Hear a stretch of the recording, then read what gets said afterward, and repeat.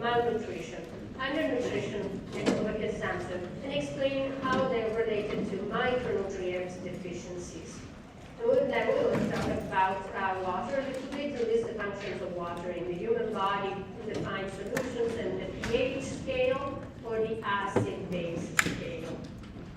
And see a little bit how that applies. So, what are micronutrients? Micronutrients are those nutrients that are needed by the body in smaller amounts than the macronutrients, right? In the amount of milligrams or micrograms per day.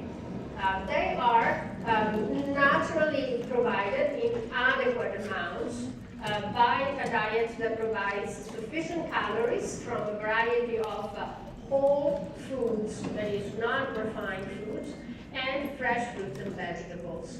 Okay,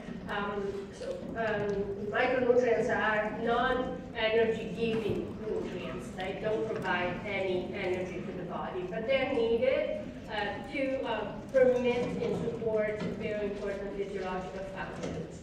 But if you eat a diet that gives you a sufficient amount of energy, and it is sufficiently varied and contains a sufficient amount of non-refined foods and fresh foods, then you will naturally get the adequate amount of all the micronutrients you need.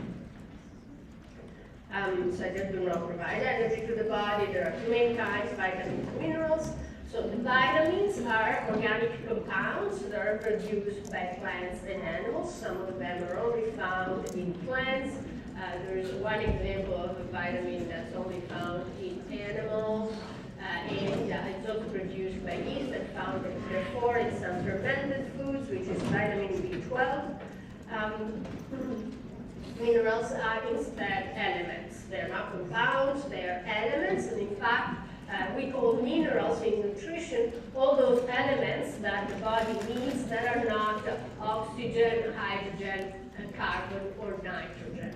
Okay, these are absorbed by plants as part of compound molecules. When plants grow, they absorb them from the soil, and then animals get them from plants, and so always it's food for us is part of plants and animals. That's how we get them.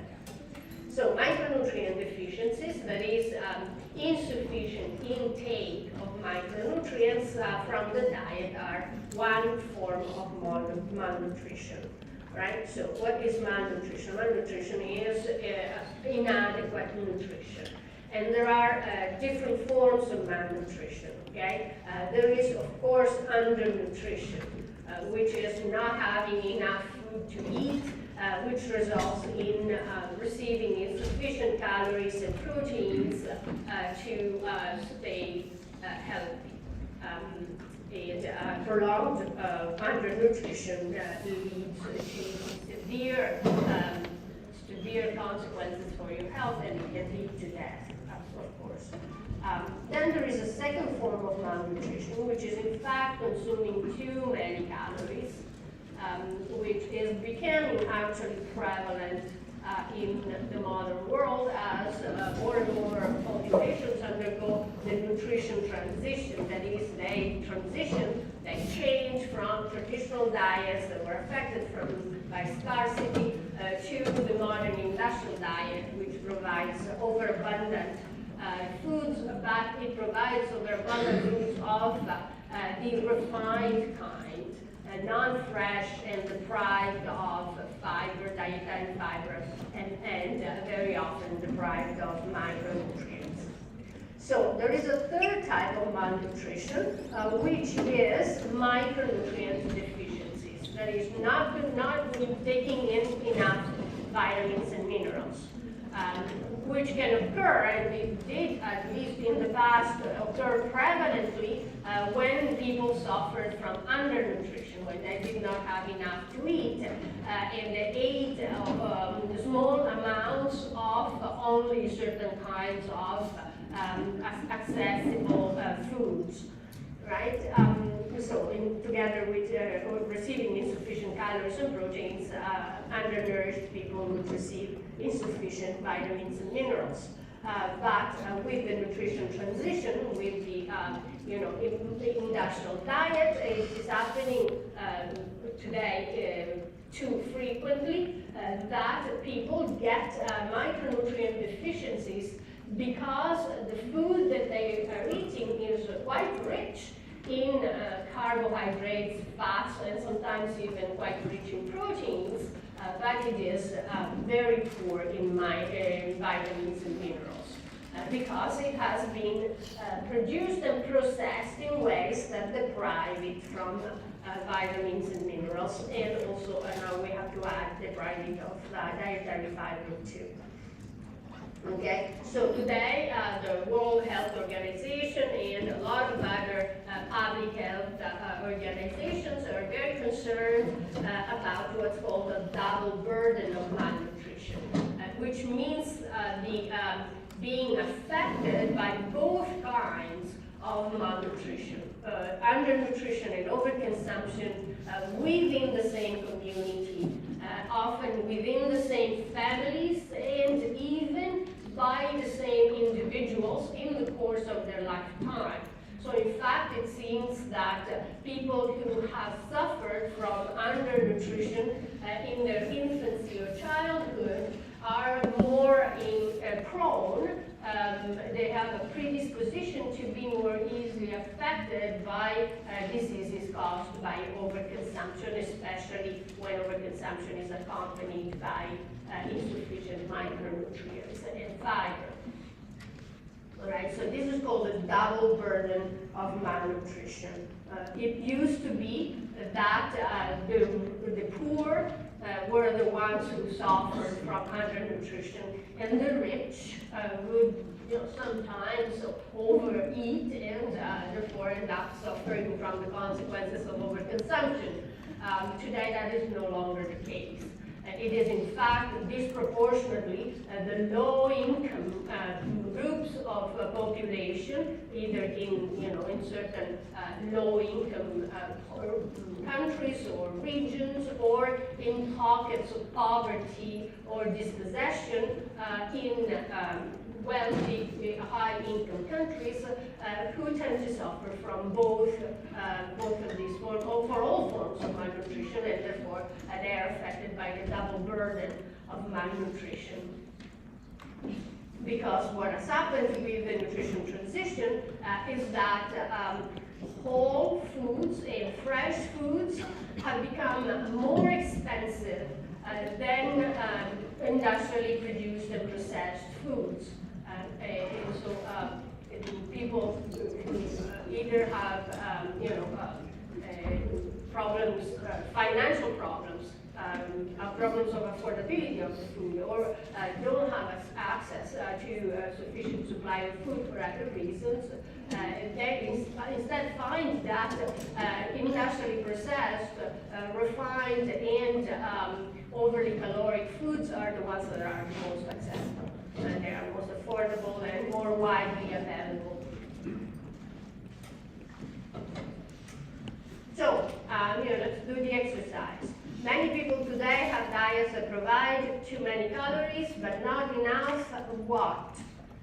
Energy, macronutrients, micronutrients, or chocolate. Yeah, chocolate, of course. I didn't think that. Many people don't have enough good chocolate, which is non-refined dark chocolate that does not have added sugar to it or other additives. But yeah, jokes aside, what is the correct answer there? Many people today have diets that provide too many calories but not enough. Yes? Micronutrients. So the correct answer there is number 3. If that were a test answer or a test practice answer, that would be answer C, right? Answer C. Second exercise question today. The poor suffer from undernutrition while the rich suffer from overconsumption. True or false? False. It is false. Yes. It is no longer true. All right, so let's focus on vitamins now. So vitamins are essential organic nutrients needed in tiny amounts to make possible the processes of the body's metabolism, therefore to keep health. So the vitamins, the main thing that we want to know, except for from the general definition, is that there are two major groups of vitamins. There are the fat-soluble vitamins and the water-soluble vitamins. Fat-soluble vitamins do not dissolve in water, and they do dissolve in fat. Water-soluble vitamins instead do dissolve in water. That is an important difference because the vitamins that do not dissolve in water, they don't get flushed out from our bodies, so they get stored. And if we eat, at some point, foods that are reaching them, our body doesn't need that excess of them, and so it puts them in storage in the liver and in the fat tissues of the body. Okay, and it is possible that in fact, the level of these vitamins reaches toxic levels. So what we can eat too many of these vitamins, and they cause health problems that are called hypervitaminosis, right? Especially, that is an especially serious problem with vitamin D, for example. The water-soluble vitamins instead don't get stored in the body because when the body doesn't need them, it just excretes them together with the urine, and they get easily flushed out from our body. They can travel freely in the bloodstream, and they're readily gotten rid of. So what are the fat-soluble vitamins? They are vitamin A, vitamin D, vitamin E, and vitamin K. Okay, and to remember them, here is the acronym that can help you remember. It's ADEC. Okay, remember the acronym ADEC, and you will remember what are the fat-soluble vitamins. The little picture there that I took from a book titled Nutrition Concepts and Controversies is meant to represent fat. Okay, it's as if the letters, the symbols of the vitamins were made from kind of fat, like butter, for example. What are the water-soluble vitamins? Well, all the vitamins of the B complex, the so-called B complex.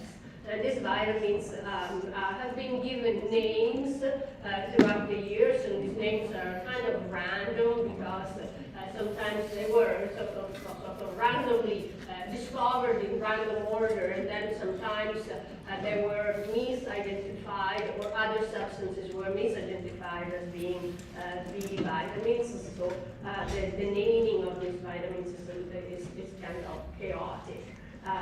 Roughly represents the order in which they have been discovered. So vitamin B1 was the first one that was discovered. It's called thiamine with another name or with a chemical name. Then riboflavin is B2, niacin is B3, pantothenic acid is B5, then there's a vitamin that's called B6, and then there's a biotin that's also called B7, folate or folic acid or B9, and then there's vitamin B12. 3, 4, 5, 6, 7, 8, and 9. And then there is vitamin C, okay, which is a vitamin that's only found in foods of plant origin. And here the little boy is meant to represent water, as if the letters B and C were made of water. Okay, so vitamin A, what can we say about vitamin A? Just a few highlights of its importance. It's in fact not a single compound, but a group of compounds. Retinol, retinoic acid. These are the chemical names of it. And there are food sources of it, which are mainly, which are animals, foods of animal origin. And since it is a fat-soluble vitamin, they get stored in the liver of humans and animals. Liver of animals is a rich source of vitamin A. Then fish is rich in vitamin A, eggs, butter, and milk that's been fortified with vitamin A. So very often today in modern nutrition textbooks, you will find fortified foods being listed as sources of vitamins and minerals. So fortified, as I have explained, simply means that a micronutrient has been added to the food during or after the processing of that food. Provitamins are compounds that our body can promptly convert into vitamin A, into one of the compounds that compose or constitute vitamin A. Now, they play the function of being a vitamin A in our body. Beta-carotene and other carotenoids, which you will remember are phytochemicals, classified as phytochemicals, that is, chemical compounds found in plants and foods of plant origin. So what are the food sources of beta-carotene and other carotenoids? Those are the vegetables and fruits that are recognized by their color, either orange, like oranges, and mangoes, melons, carrots, or dark green, such as broccoli and spinach. Vitamin A is needed for a lot of physiological functions.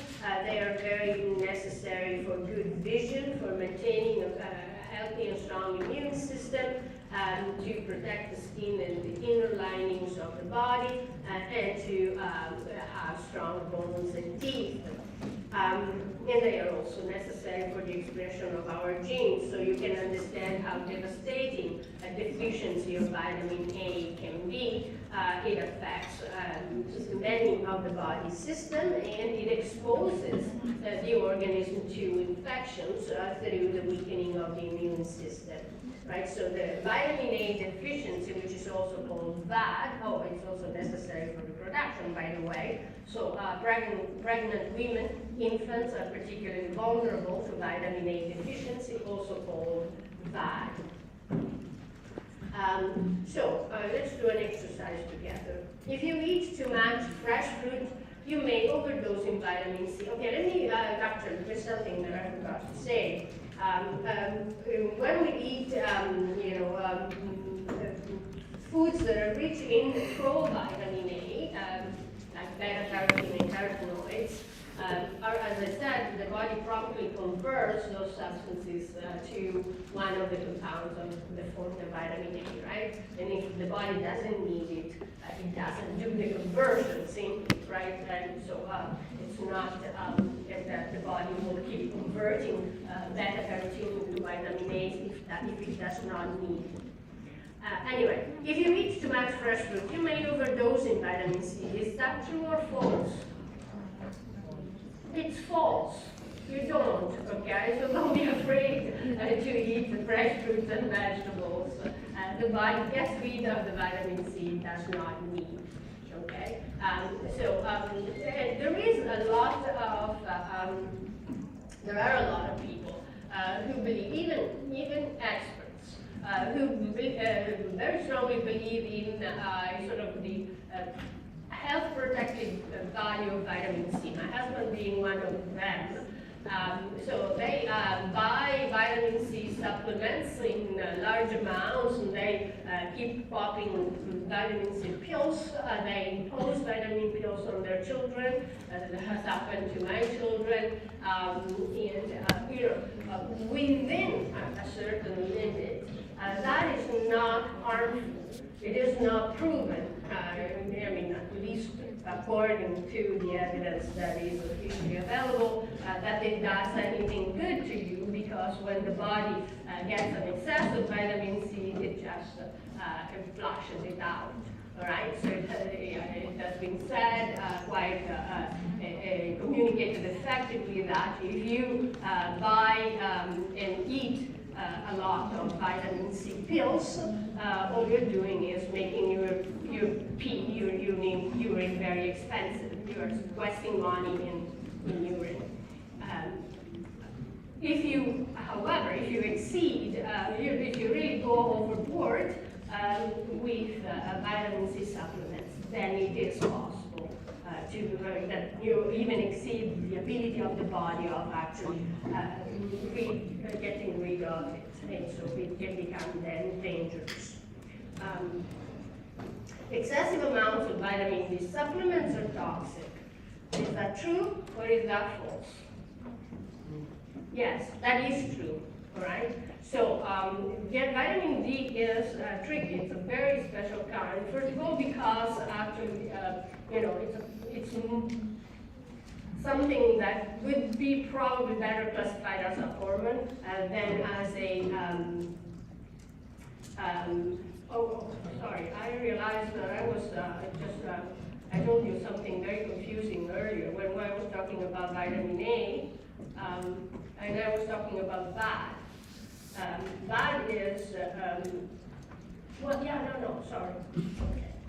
Yeah. Okay.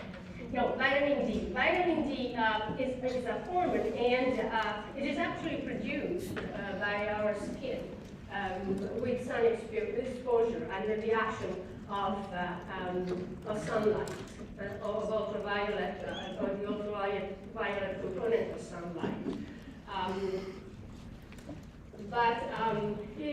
For various reasons, people seem to be getting, especially in a country like Canada, northern latitudes, seems to be getting insufficient exposure to sunlight.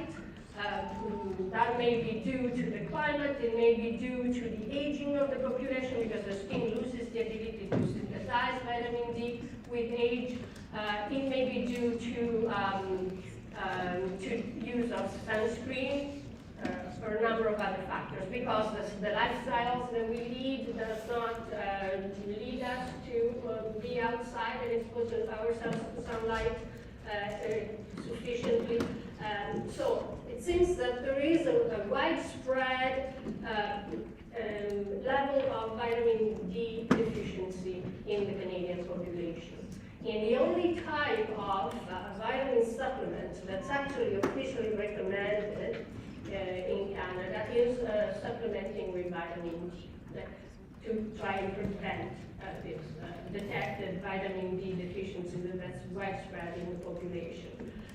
Nonetheless, supplementing with vitamin D must be done with caution and under medical supervision, because unlike vitamin C, it is actually possible and in fact easy to overdose in vitamin D and get the problems of hypervitaminosis. Okay.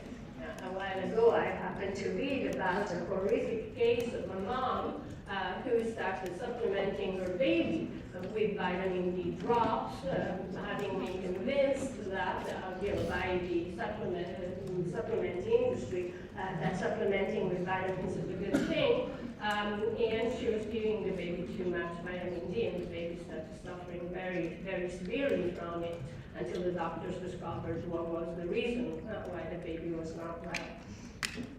And then the mom noticed the baby not being well, and she thought that it was too little vitamin, so she kept giving the poor baby more vitamin D. So vitamin A deficiency. Now, let's talk about vitamin A. Did we do the exercise there? Excessive amounts of vitamin D supplements are toxic. True or false? Did we do that? Did we already do that? Yeah. So vitamin A deficiency, or VAD, the slides are a little bit out of order, is the problem that I was talking about earlier, and it is a serious problem worldwide. The World Health Organization organizes campaigns of vitamin A supplementation and fortification of staple foods such as flour, milk, oil, and sugar, because it is affecting large numbers of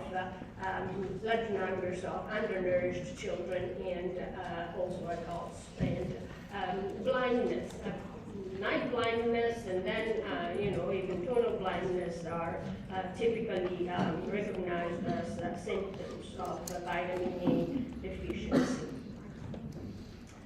Vitamin D, also called the sunshine vitamin, is actually a hormone, as I was saying. It's synthesized by the skin with the help of sunlight. Exposure to sunlight between April and October for as little as 30 to 40 minutes a day without sunscreen at our latitudes will guarantee optimal vitamin D level for most of the year. But if you're not spending even that little time outside, especially in winter, then you may need vitamin D supplements. Plus, there are people, that for age reasons or for other reasons, they would need to get vitamin D supplements. But avoid do-it-yourself supplementation in any case it is below 2,000 international units per day. International units is a way to measure, to indicate the amount of vitamin D that's often used by doctors and on the packages of this product, of vitamin D pills or drops. So ask a doctor about that. The ability to synthesize depends on skin tone. People with lighter skin have a higher ability to synthesize vitamin D than people with darker skin tone, and it decreases with age. There are a few food sources of vitamin D, such as salmon, shrimps, and sardines, egg yolk, and milk. In Canada, by law, is fortified with vitamin D. Again, it is a measure to try and prevent vitamin D deficiency in the population. Vitamin D is needed for everything, basically for the absorption of calcium, for bone and teeth formation, for the functioning of the heart, the muscles, the brain, and even more. It is needed for the immune system. It is needed for many other organs and functions. In children, when children suffer from vitamin D deficiency, their bones don't form well, they get deformed, and this disease is called rickets. Now let's talk about vitamin E and vitamin K, the other two fat-soluble vitamins. So these are both these vitamins are antioxidants. Antioxidants are substances that scavenge an organism for free radicals. Free radicals being compounds, being molecules that are very reactive and then they can damage body cells. So having too many free radicals roaming through a living organism is very harmful for the organism, and the organisms protect themselves with the help of antioxidants, which are these other molecules that are capable of sort of scooping up the free radicals and neutralizing them. So vitamin A is one of these compounds. It's an antioxidant, especially good for lungs and blood cells. There is no general risk of vitamin E deficiency because vitamin E is actually present in many foods, even though in small amounts, but those amounts are generally sufficient. So grains, seeds, and other foods are very rich of it. And deficiency of vitamin A is pretty rare. Vitamin K is actually, is produced by our friend, the gut bacteria. That is, those bacteria that live in symbiosis with us in the large intestine. And these bacteria are discovered, every day to do something better for us, or one more thing that they do for us. And it's well known that one of the things that they do for us is to produce vitamin K that then gets absorbed through the intestinal walls and can be used by the body. It is also found in many foods, such for example green veggies, soybean and canola. Canola oil is what we use in our food, and it is a vitamin that's necessary for the blood to clot and also assists in bone formation along with vitamin D. All right, and again, deficiency of vitamin K is rare. It is possible for newborns to have little vitamin K. That's why they're given, right off the bat as they are born. Babies in the hospitals are given a shot of vitamin K just to be sure that they don't suffer from deficiency. And then there are other medical conditions that, there are medical conditions that can cause vitamin K, and the use of antibiotics. What are antibiotics? Antibiotics are drugs that are used to fight bacterial infections in organisms in our body, right? So use substances which are intended to kill bacteria, and they hit their target too broadly. And instead of just killing the harmful bacteria that are giving us the infection, they also kill the beneficial bacteria that we live in symbiosis with in our gut. That's why when you are prescribed a run of antibiotics for a bacterial infection, you are under strict order to take the antibiotics as the doctor prescribes, no more, no less. Otherwise, you risk damaging your gut flora, and that can have pretty serious consequences. Also, very often the doctor will follow up your antibiotic prescription with a prescription of probiotics. That is, with a prescription of substances like pills that contain beneficial bacteria that go to replenish the gut flora that the antibiotics are harming, are killing. Lactic acid bacteria are the kind of probiotics that are most often prescribed. They can come in various forms, such as pills or powders, or they can be found in good quality yogurt, the one that says on the package that contains live bacteria, and those are good lactic acid bacteria that help to restore your gut flora after an antibiotics prescription. Now, vitamin C is also called ascorbic acid, which simply means anti-scurvy vitamin, it is also an antioxidant. It also helps for other things, such as maintaining collagen, which is one of the important components of our skin and other tissues of the body. It protects against infections and helps with the absorption of iron. Fresh fruits and vegetables will provide ample amounts of vitamin C, some of them being particularly rich in vitamin C, such as citrus fruit. Vitamin C deficiency is called scurvy, and it used to be a terrible disease that affected all those people who did not receive sufficient fresh fruits and vegetables in their diet. One type of population that was affected by scurvy, quite famously, is the sailors of 18th century navies, such as the British Navy, the period of the great expansion of the British Empire. There were these sailors who were enlisted, and they would go on sea voyages for months on end, and while they were on the ships, they did not have in their rations, they did not have any fruit or fresh vegetables, and they ended up getting sick with scurvy, which, if not cured, is a very, very serious and dangerous disease. And quite famously, when these sailors got to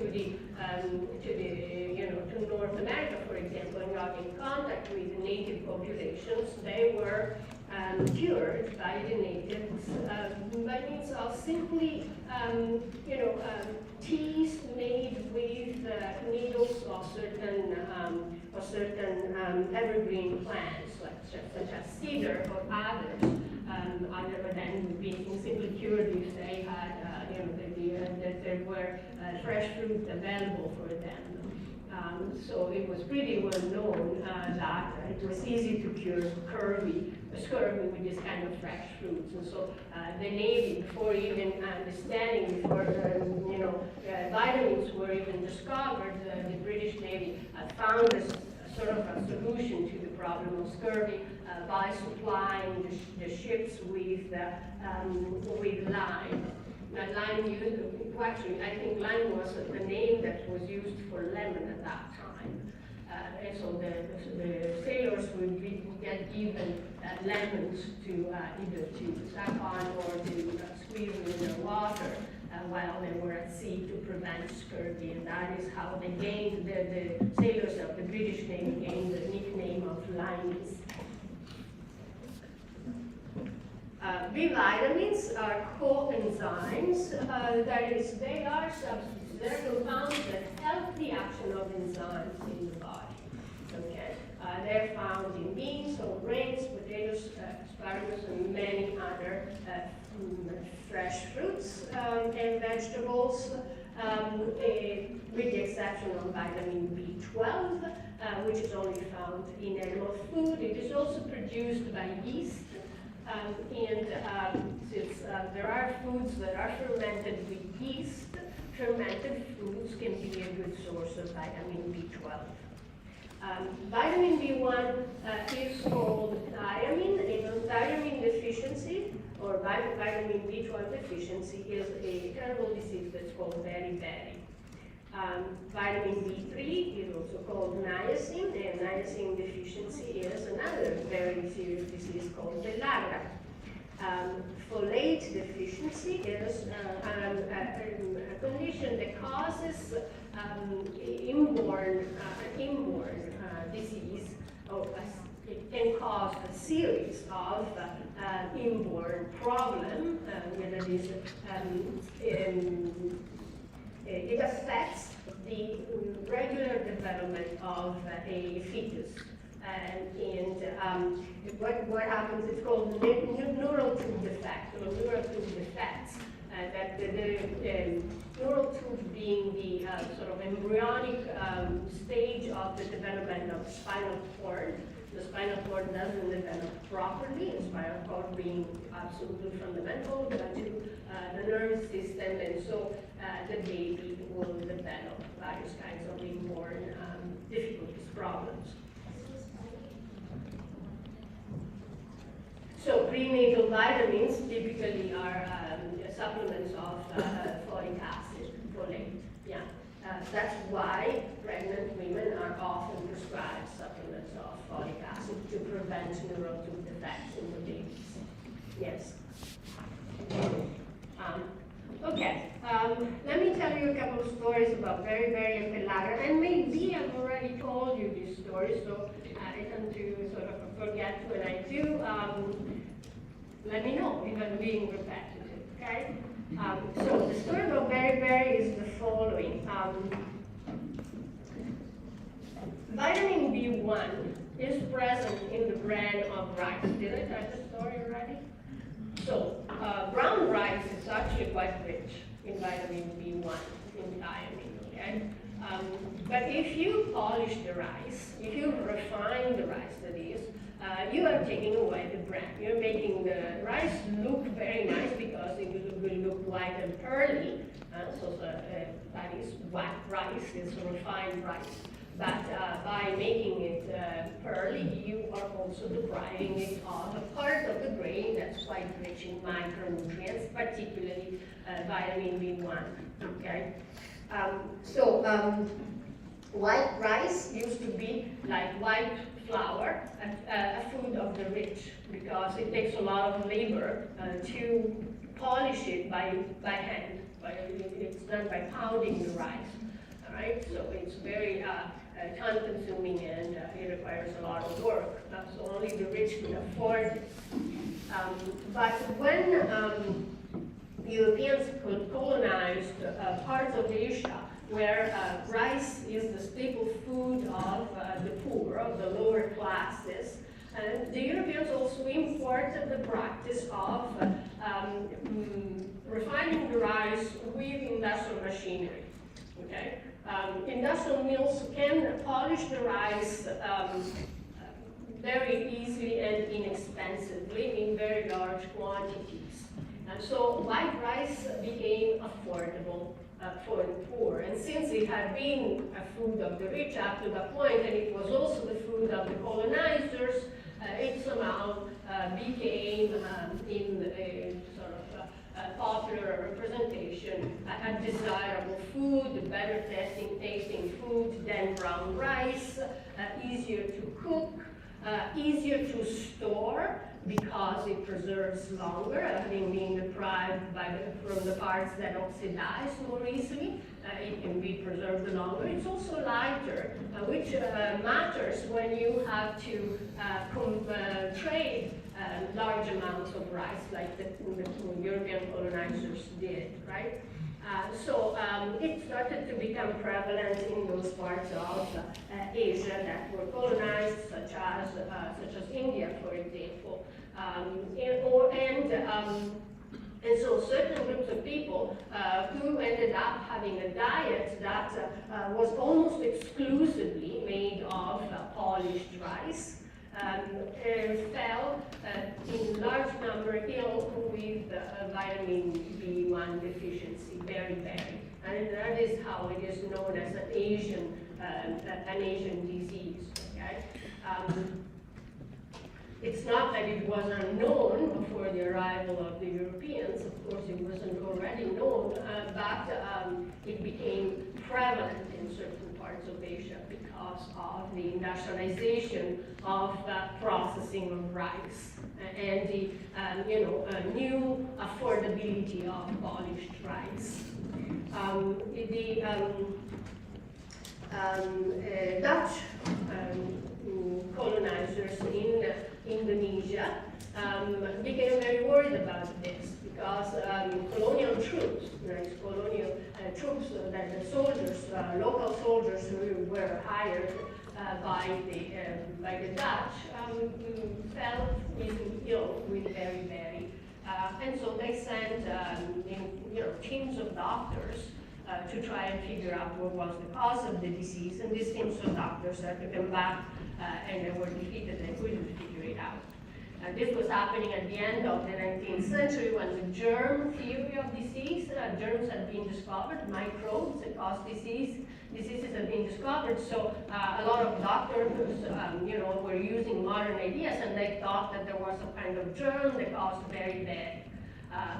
Someone was beginning to suspect it had something to do with rice, but they couldn't figure out what was the problem. They began to think that there was a problem with rice, which instead is the wrong way of thinking about it. And finally, one doctor that had actually been left behind to continue studying the problem in what is modern-day Jakarta, in a military hospital there, noticed that in the chicken, so in the hospital kitchen, and there was a chicken, what is the right name?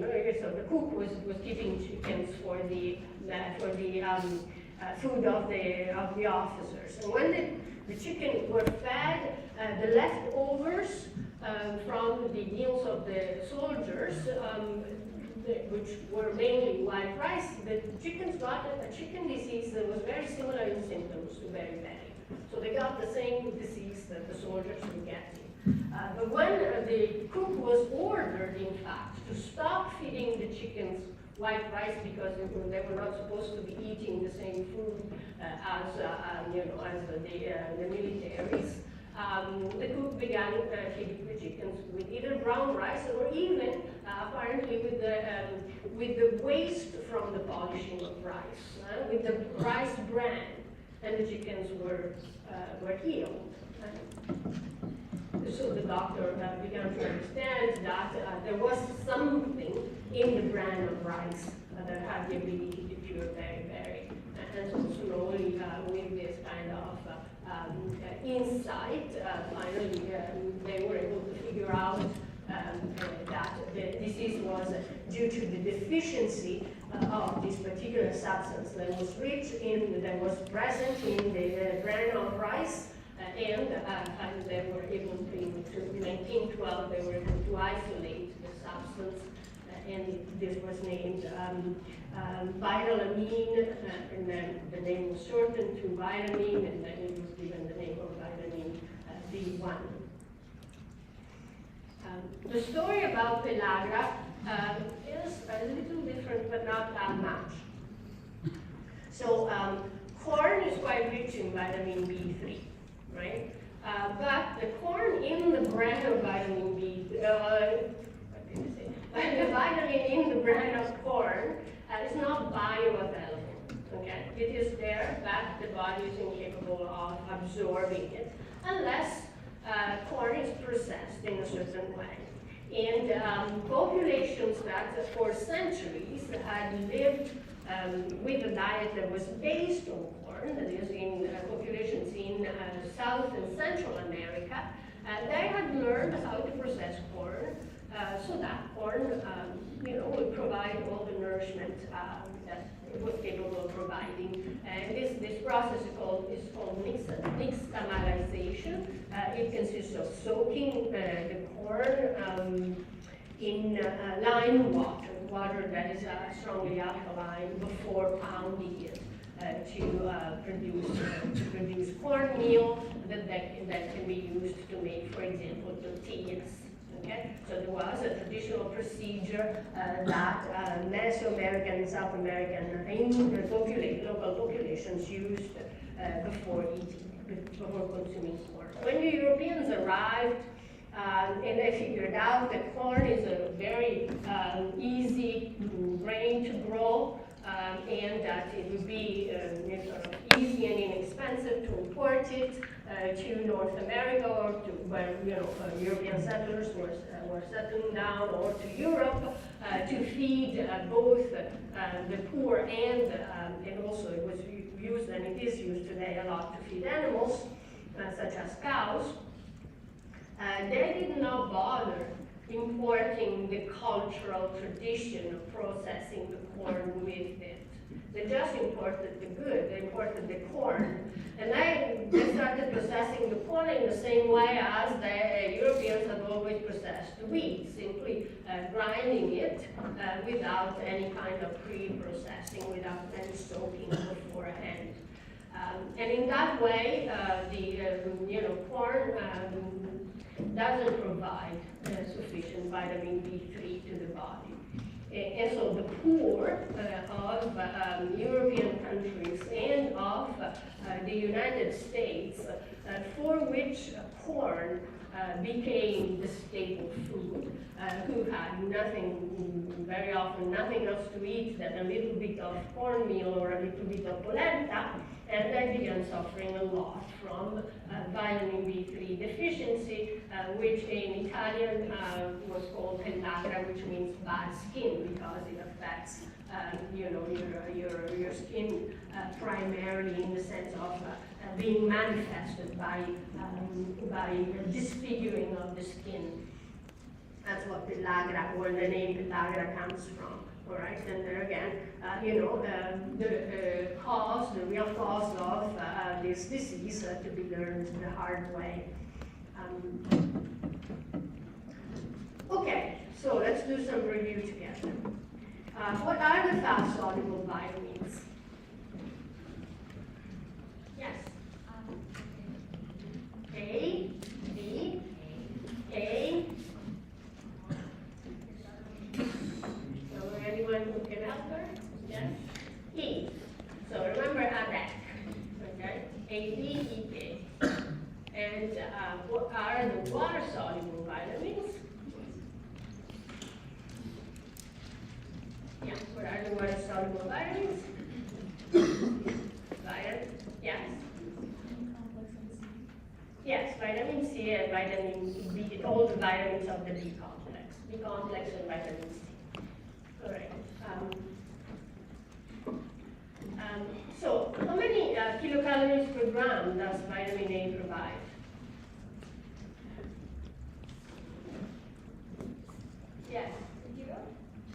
0. Okay?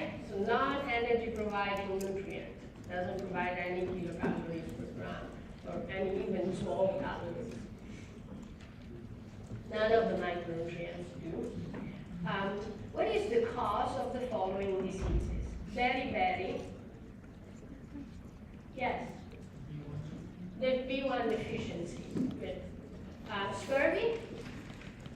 Yes. Vitamin C. C.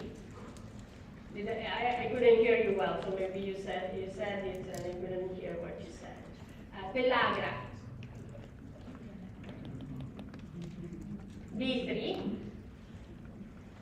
Bad. That's too easy. It's an acronym, right? Vitamin A deficiency. Can you remember another disease that's caused by vitamin deficiencies? Or by A vitamin deficiency? Or, the inborn defect, or the neural tube defect caused by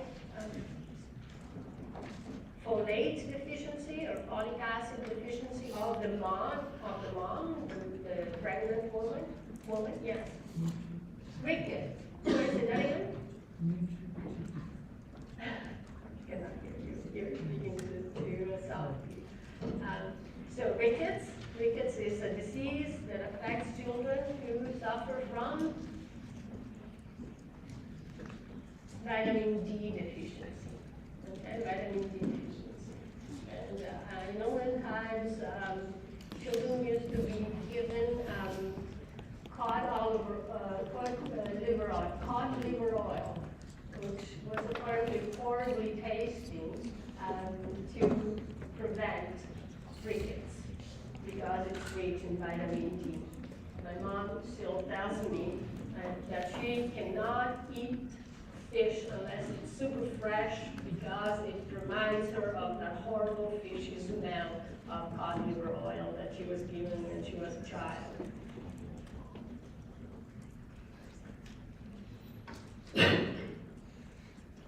Okay, let's see what's starting this.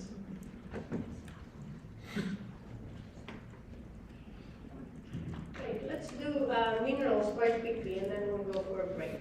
All right, minerals are not compounds, they're elements. Okay, that's why I have the periodic table of the elements there in the slides.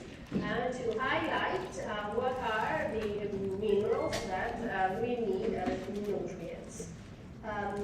Carbon is not considered a mineral. That's my mistake. That should be calcium, not carbon. Okay, its calcium is atomic number 20 here. This one should be circled, not.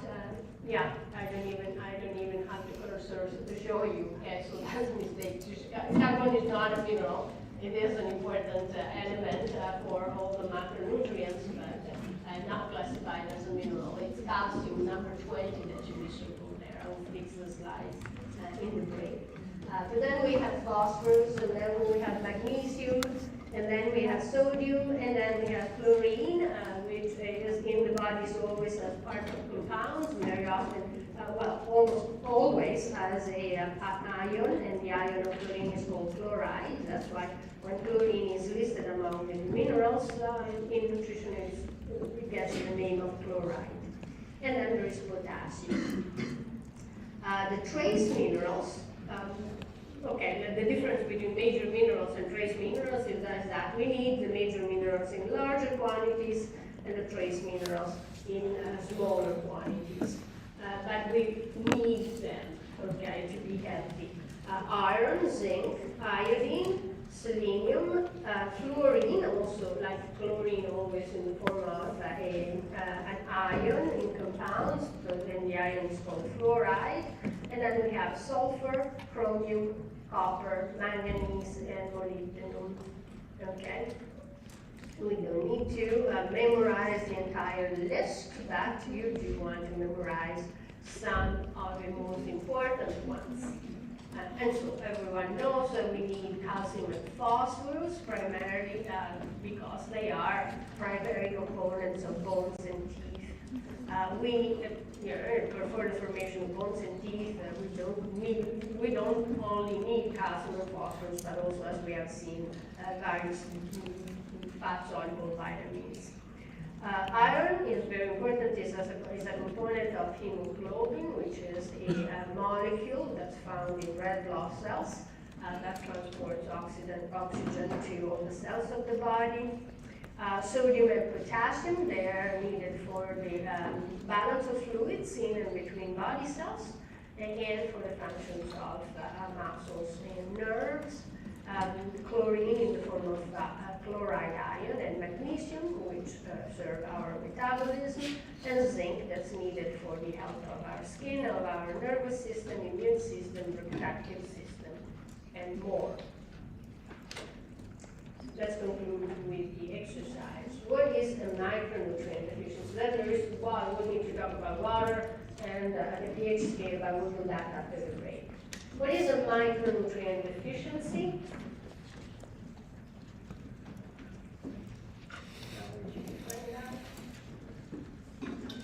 Yes. Is it undernutrition? It's a form of malnutrition. It's a form of malnutrition, yes, definitely. And what causes it? Yes. Yes, the insufficient intake of vitamins and minerals with the diet. There's one thing that I would like to point out. Remember, we started the course talking about reductionism and how reductionism is one of the general features of modern science. It's a prevalent way of understanding all complex phenomena, including all the phenomena in an organism and the ways in which food provides nutrients to the body, nourishment to the body. And we talked about the distinction between foods and nutrients and the focus on nutrients in nutrition as a form of reductionism. So that way of understanding food and its ability to maintain health has been very successful, in particular in late 19th century and early 20th century. It has been extremely successful in helping us to understand vitamin and mineral deficiencies, micronutrient deficiencies, which are called single nutrient deficiencies, because they are diseases that are caused by the lack of one particular nutrient. All right? So having understood the cause of very scurvy, pellagra, neural tube defects, and rickets, and all the other single nutrient deficiencies is an enormous success. And having figured out how to prevent and how to cure these diseases has been a great success, right? But now that, in fact, the prevalent problem related to nutrition after the nutrition transition is that of overconsumption and all the diseases that are associated with it, such as metabolic diseases, diabetes type 2, cancers, and heart disease. So now that these are the diseases that are the most worrisome ones. And these are not single nutrient deficiencies or single nutrient caused diseases. And so the excessive narrowness of an exclusively reductive understanding of nutrition seems to have become now an obstacle to really gain an understanding of these other kind of diseases, which are much more complex, and they seem to be caused by entire dietary patterns rather than by the excess or the lack of a single nutrient. All right? So when we assess the value of the paradigm of reductionism in nutrition, we need to have a nuanced and balanced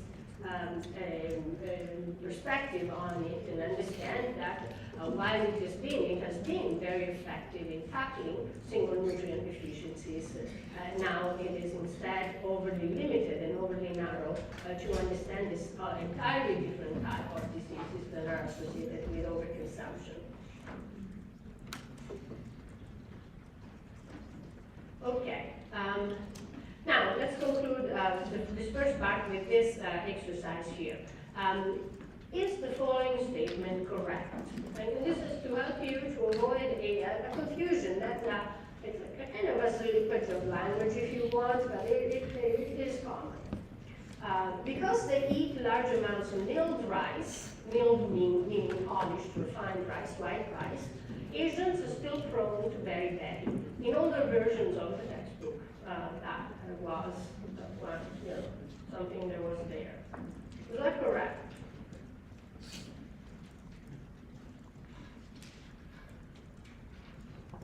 exercise your critical sense.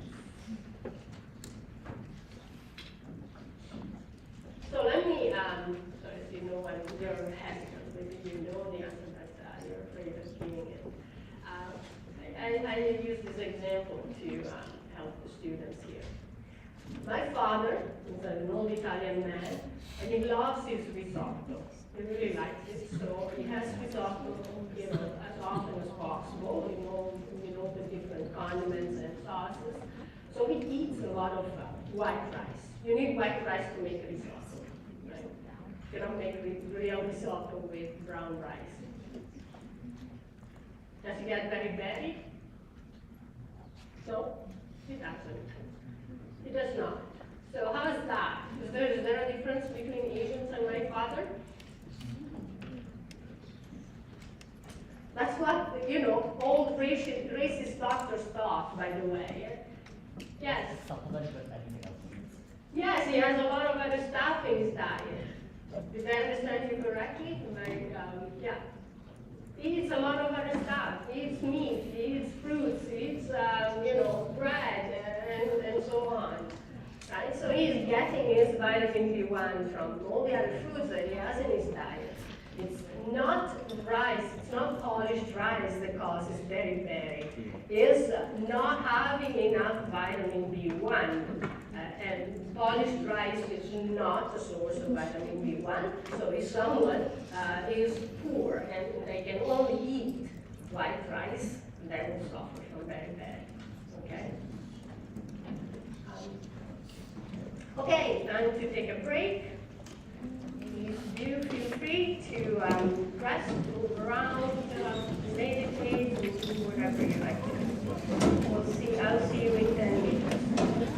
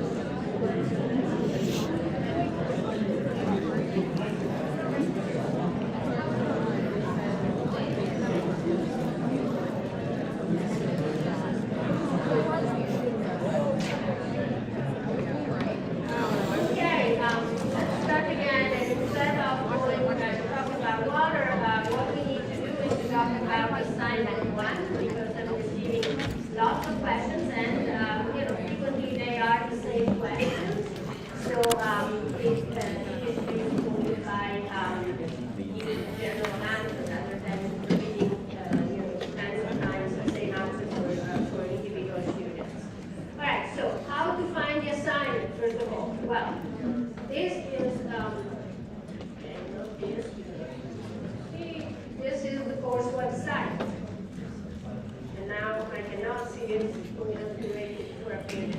Okay, so you can navigate to the course website simply by scrolling down, right? And if you scroll down, you will find the topic sections and the activities sections. So if you scroll down enough, you will find the assignment section.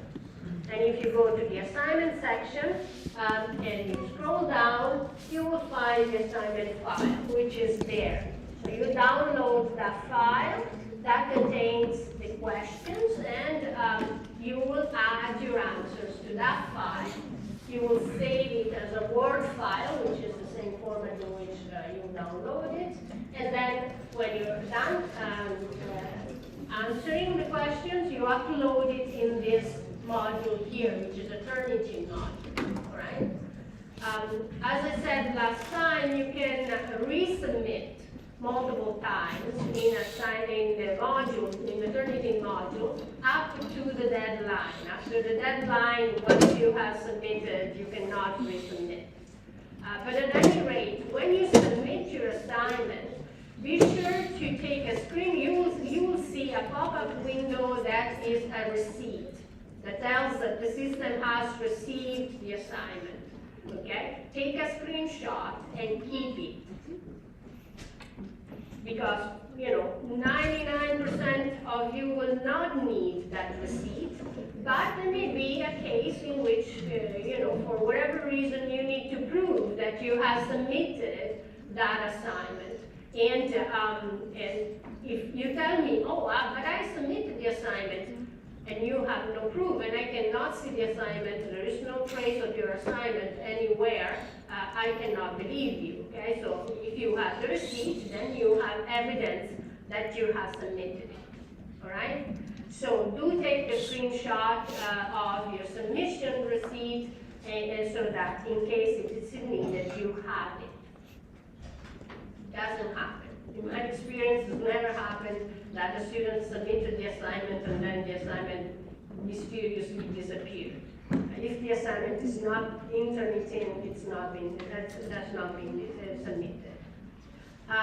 Okay, so other thing that I want to show you is that there is another way to navigate to the sections of the course website, and it is using the navigation panel here on the side. So you scroll down and you will find the same sections there, and you can go to the assignment section from there.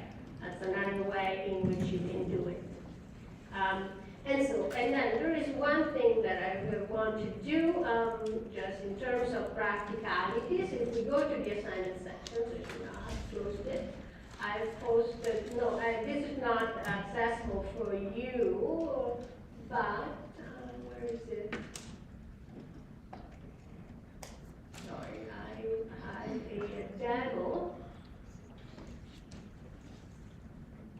that I wanted to show you.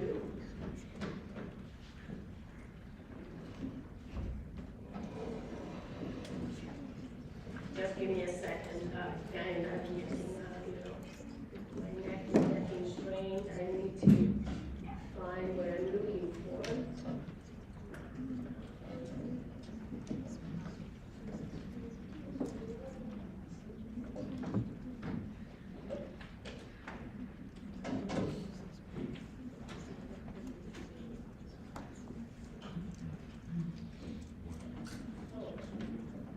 What I'm showing you is the website of the summer course. That's why I'm only showing you.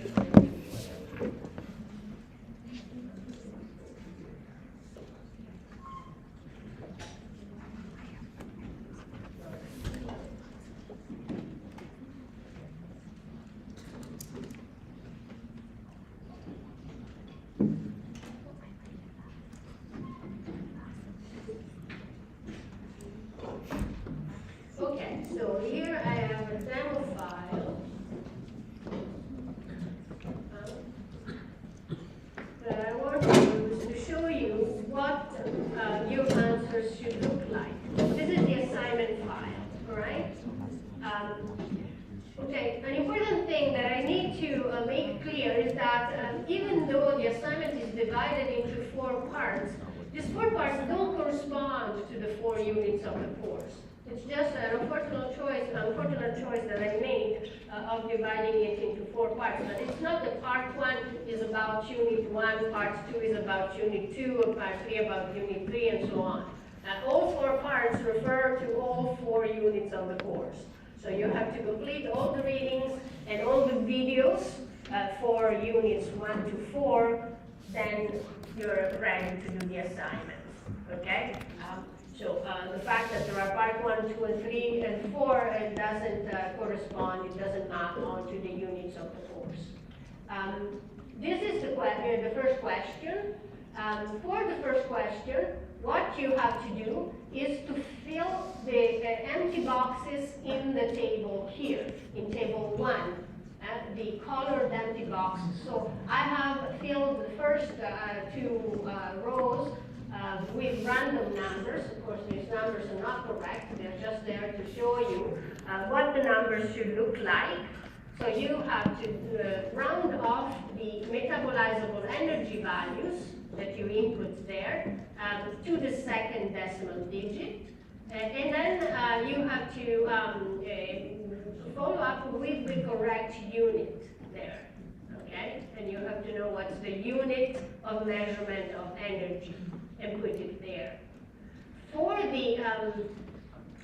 the percentages, you round them off to the unit, not to the second decimal or the first decimal, just to the first integer unit.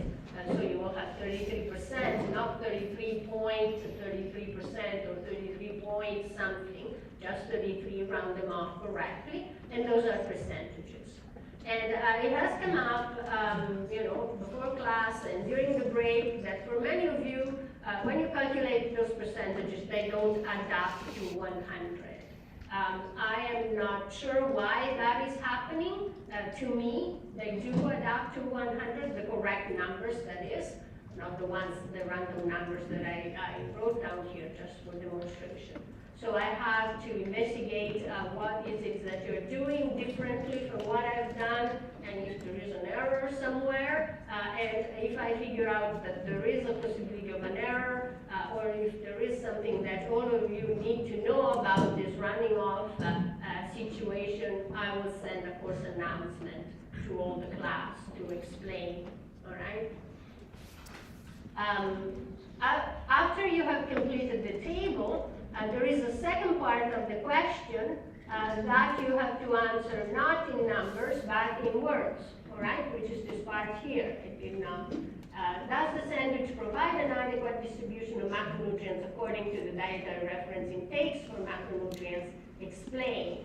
So you will write your answer here below the table, right? In words, okay?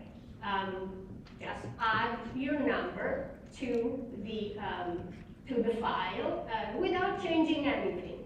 And don't delete the questions, don't delete the table number 2 or anything, just add your answer there, all right? Similarly, for all the other questions, just add your answers below the question. Please do double space your answers so that there is enough room to type feedback comments, and don't justify the right margin there. Leave it ragged like that, please, because it becomes more difficult to read a text that's justified at the right margin. All right, so here I just copied random text to show you what the text is supposed to look like. Okay, so this is in terms of the practicalities of how to type your questions in the file. Any question about this? So once you're done answering all the questions, you can upload your file and turn it in. Wait for the similarity report if you are in any way concerned about it. If you've written your answers on your own and you have not shared them with anyone, you don't need to worry about the similarity record, all right? It may happen that the similarity score is relatively high for this assignment because there are the questions, and one of the questions is very long, and then there is the table that's going to be identical for all the students who have done the calculations correctly, right? So the similarity score is going to be pretty high. But if you have answered the questions in your own words, you don't need to worry about that. One last thing, and then I'm taking your question. It is possible that the similarity score will go up after you have submitted and you have received your first report, because other students are submitting their papers and Turnitin keeps matching the text. So it is possible that Turnitin will find that your percentage of matching test goes up as other students submit their paper. All right? But again, if you have not shared your answers with anyone, you don't need to worry about it. Now, your question. I just had a question about the first question of the assignment. Yes. On the table where it says full sandwich, is that huge white space? I'm just wondering what we're supposed to calculate now. Right, okay, good question. Yes, thank you for pointing me to that, the fact that that is not exactly clear. And in fact, that's not something that you have, that we have done the exercise in class with, right? So you should know how to calculate the metabolizable energy and the percentages for the individual ingredients of the sandwich. That's the kind of exercise that we did together. How do you do for the calculation for the whole sandwich? All right, the whole sandwich is just a sort of the sum of all the ingredients of the sandwich, right? So what is the metabolizable energy from proteins for the whole sandwich is just the sum of the metabolizable energy from proteins for the ingredients. So you take the values that you have calculated for the egg, peanut butter, and bread, add them up, and you will get the value to use here, right, to input here. And you do the same for fat and for carbohydrates. And then you can calculate the total energy for the sandwich. Yes? Yeah, Once you have the total energy for the sandwich and the metabolizable energy from proteins, fats, and carbohydrates for the sandwich, you can calculate the percentages. Yes? Yeah, it's just because on the assignment, it's like merged together, so you can't go on the individual boxes. Like, Oh, is it? yeah, like you can't do So there is a problem of formatting. You know what happens? Sometimes the formatting gets messed up by the operating system or the browser or whatever.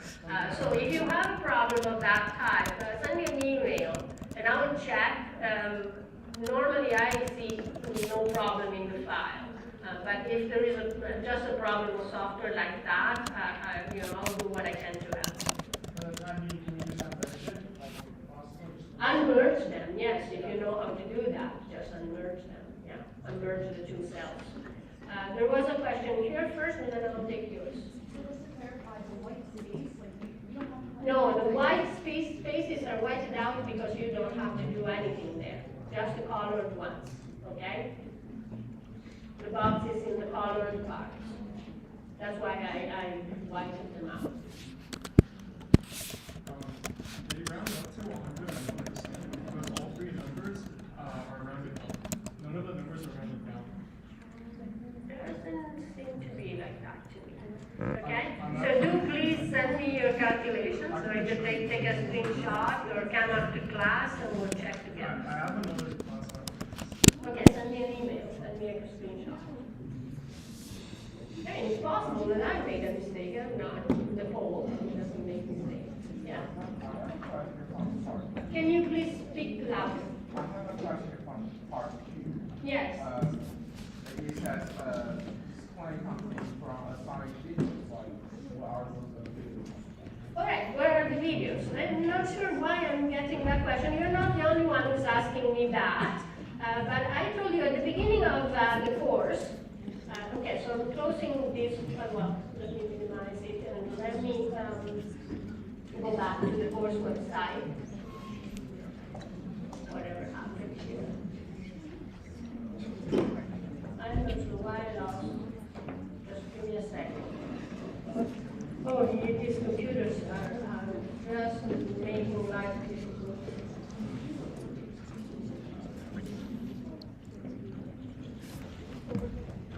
So, and essentially what I need to tell you is just go to the course website and use the course schedule to know exactly what are the required readings and the required videos for the first 4 units of the course. The course schedule will tell you what are the required readings and the required videos for every unit of the course, right? So you have to use the schedule and do the required readings and watch the videos every week according to the schedule.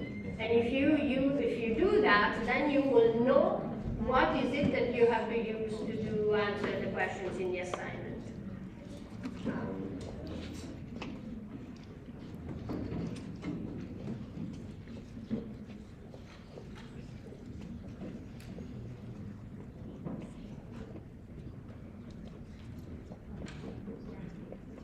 Okay. So,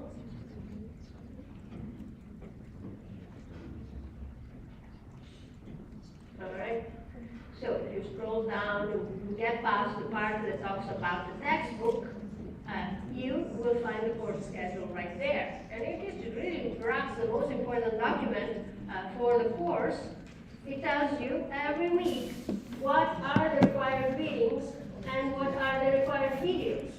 And the videos are linked there, okay? So you just have to use the link to find the videos. Moreover, not only that, in fact, you can go straight to the topic sections and you will find the required readings there, the slides, and when there are required videos, such as here, for example, you will also find the videos linked there. Okay? So if you click on the link, you will find the videos. Okay? Clear enough? So, in order to answer the questions in part 2 and part 3, part 4, I forget exactly, in order to answer the questions of the assignment, you need to have done all the readings and to have watched all the videos. And then you will know how to answer those questions. If anything is not clear, if after having done the readings and having watched the videos, you still don't understand the question, or you don't know, you're lost, you don't know where to find the information you need, send me an email. Most of the questions that you gave, I answered something. So we send a slide with text. Okay, so if you go to the assignment section, you will find extensive instructions about how to do the assignments and supporting material. And one of the instructions there tells you, let me find it, add your answers to the file.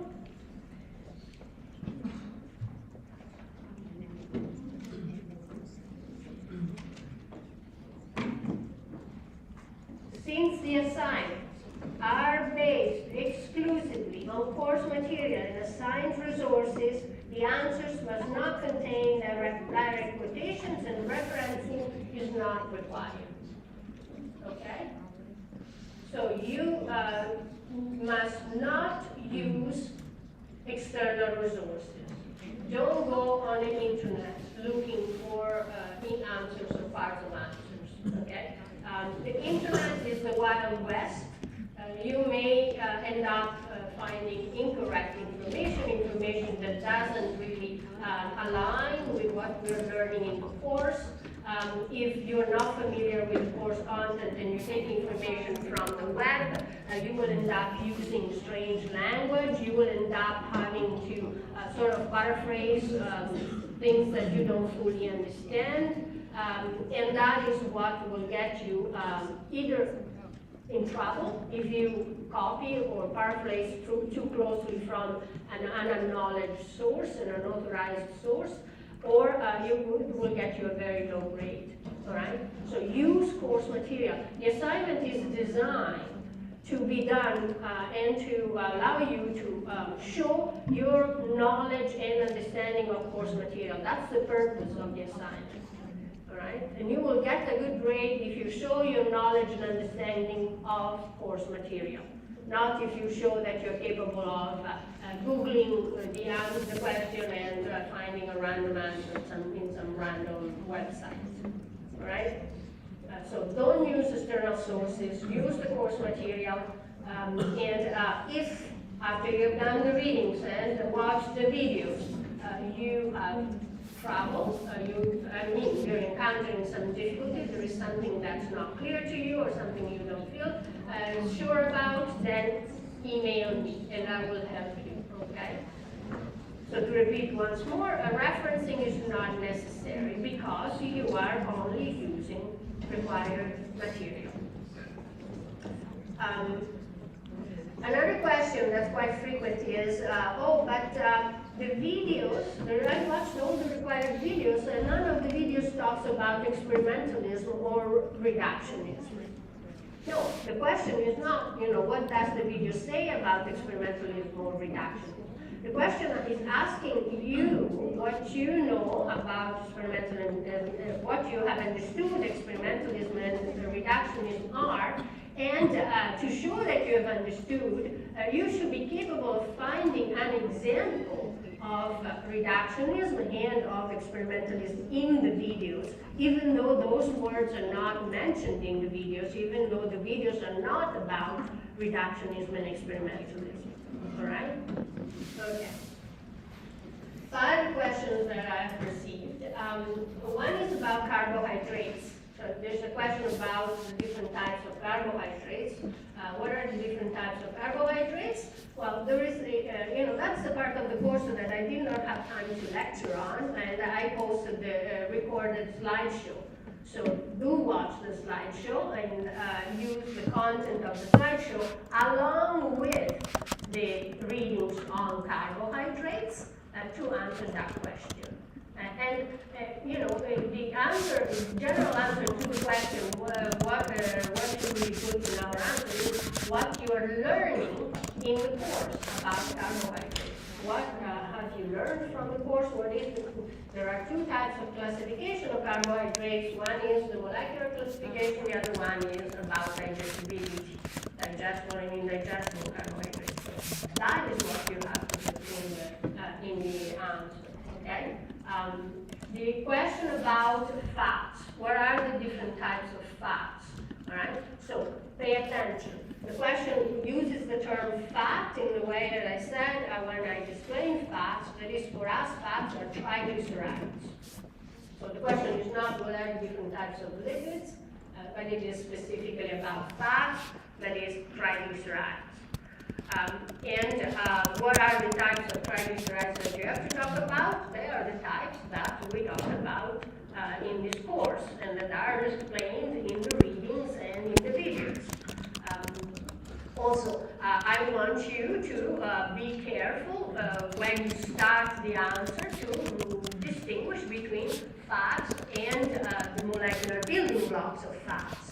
So you will have to start talking about different types of fats, and then when you have to explain what are the differences between the different types in molecular terms, in terms of their molecular structure, then you will have to start talking about the molecular building blocks, okay? Or specifically about fatty acids, all right?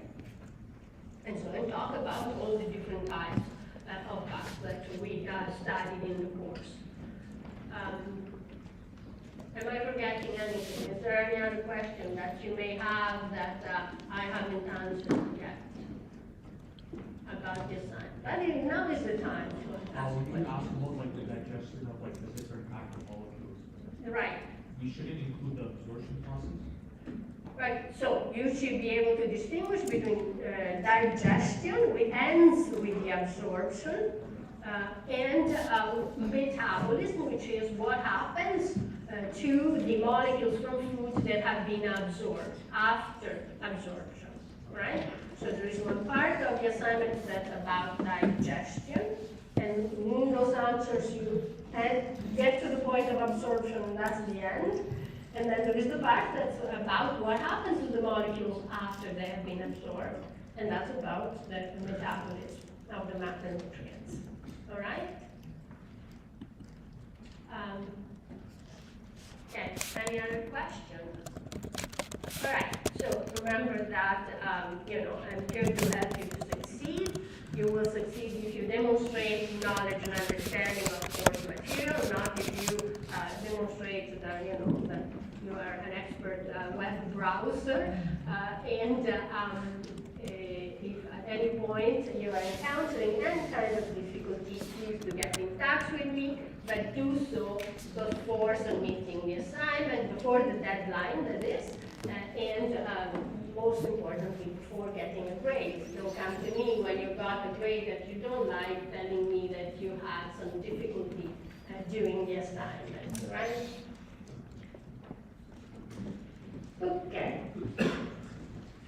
All right, so we need to now go back and we need to talk about water and digestion. I don't know whether we'll be able to complete this, so we'll have to rush it. All right, so water. So water is the most important nutrient. It's needed in large quantity, and we need a steady supply of water throughout our lives. Water is the basis of all body fluids and is contained in muscle, fat, tissues, and bones. It is also the major component of the majority of foods. So we need to drink water on its own whenever we are thirsty, to replenish water in our body, but we also intake water with our foods.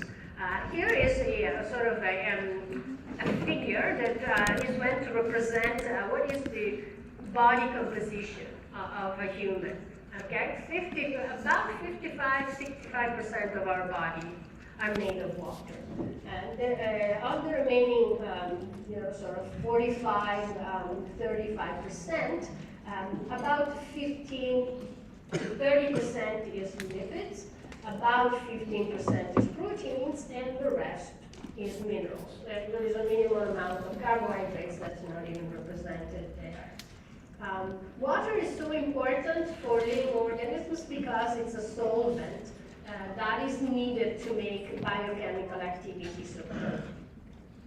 It is also needed by our body for the elimination of waste, and it is needed to regulate body temperature. It is also needed as a lubricant. It lubricates our joints and is capable of cushioning the organs alongside fat. Solutions. When we talk about food, most solutions are water solutions, and sometimes there are substances that are soluble in fats rather than water, and those, for example, we have seen the vitamins. But what is a solution? A solution is a mixture. That is a substance that's composed of different kinds of molecules, in which the molecules or the ions are molecules or atoms that have been stripped of one electron or one or more electrons, and they have acquired, in a way, an electric charge. Okay, so a mixture is a substance in which the molecules of a substance, that's called the solute, are dissolved in a liquid that's called a solvent. Actually, chemists use the term solution even when the solvent is a gas, right? So in our case, for food, when we talk about solutions, we most of the time refer to liquid solutions. And most solutions that we have to deal with are the ones in which the solvent is water. Water is a good solvent because its molecules are polar, which means that the electric charge in the molecules is not equally distributed, and so the molecule is positively charged on one side and negatively charged on the other side, even though the molecule overall is electrically neutral. And so since it has this polarity, it's capable of attracting other molecules. What is an acid? An acid is a substance that, when it is dissolved in water, releases ions of hydrogen.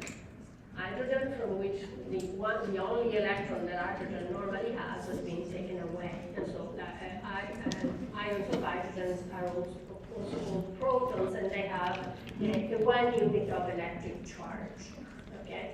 In fact, more commonly in nutrition and in food science and technology, an acid refers to the solution, and that is to the combination of water plus the substance that releases the hydrogen ions. And the hydrogen ions are what give this solution a sour taste, a distinct acid taste. We use the term acid to refer to that distinctive taste.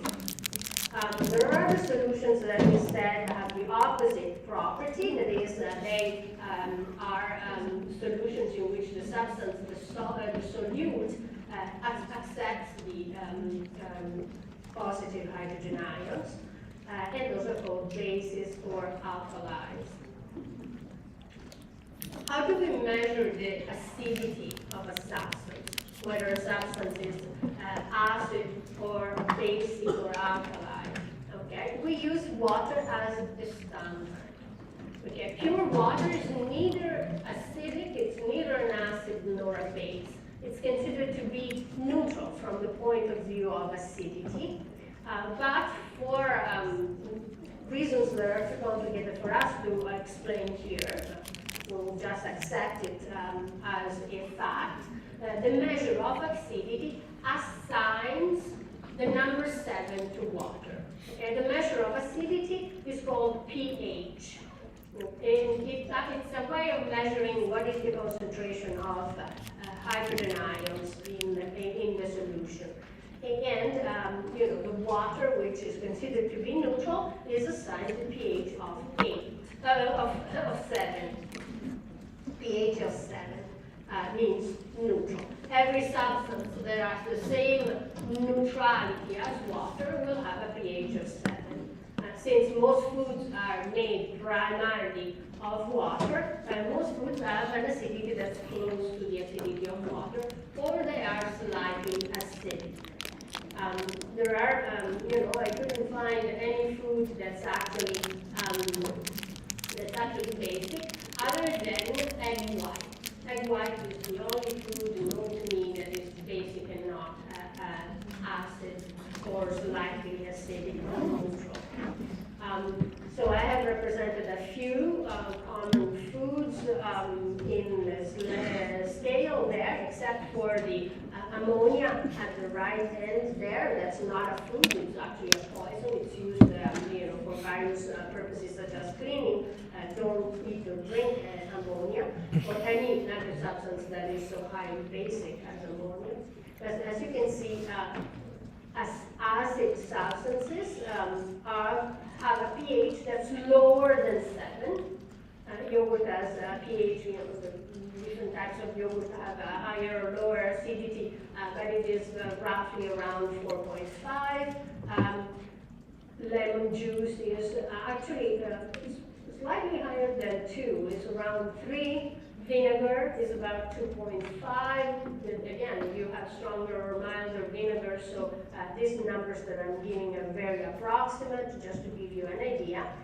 Egg white, being basic, it has a pH that's higher than 7. So fresh eggs apparently are less basic, and the egg white is around 7.5, and then as the egg gets older, the pH becomes higher. All right, let's do a review. What percentage of the human body approximately is made of the following substances? Water. Approximately, how much, what percentage of our body? 55 to 65%. Proteins, around 15. Lipids, between 15 and 30%. And minerals, the remaining part. Okay. What is the approximate pH of the following substances? This is just to exercise our way of thinking to sort of compare substances with water and give them a low pH if they are acidic, if they are acids, or a higher pH if they are basic. So what's the pH of water? 7. Hydrochloric acid acid, which is the most powerful acid, one of the most powerful acids known, and it's the gastric acid. It's the acid in the human stomach that's used as a part of the chemical digestion of food. Actually, I don't exactly remember, but it's pretty high. It is higher or lower than 7. I see a hand up there. 1 hydrochloric acid is around 1. That's possible, yes. It sounds just about right. You can do some quick fact checking, or if anyone of you knows, please correct us. Lemon juice, more or less. 2 or 3. Egg white, about 7. Okay, it goes from 7.5 to 9, more or less, depending on the age of the egg. Vinegar, yeah, 2, 2.5, depending on how strong it is. Yogurt, 4, 5, between 4 and 5, more or less. Okay. Ammonia, very high, 11 to 13, approximately that value there. Okay. Any question here? 27. So we don't have a whole lot of time to do the next part. I'll try to point out the most important points.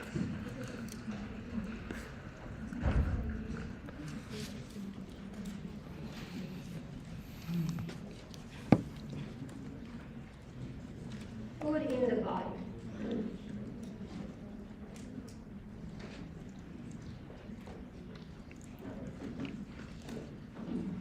Computer decided to take its time now.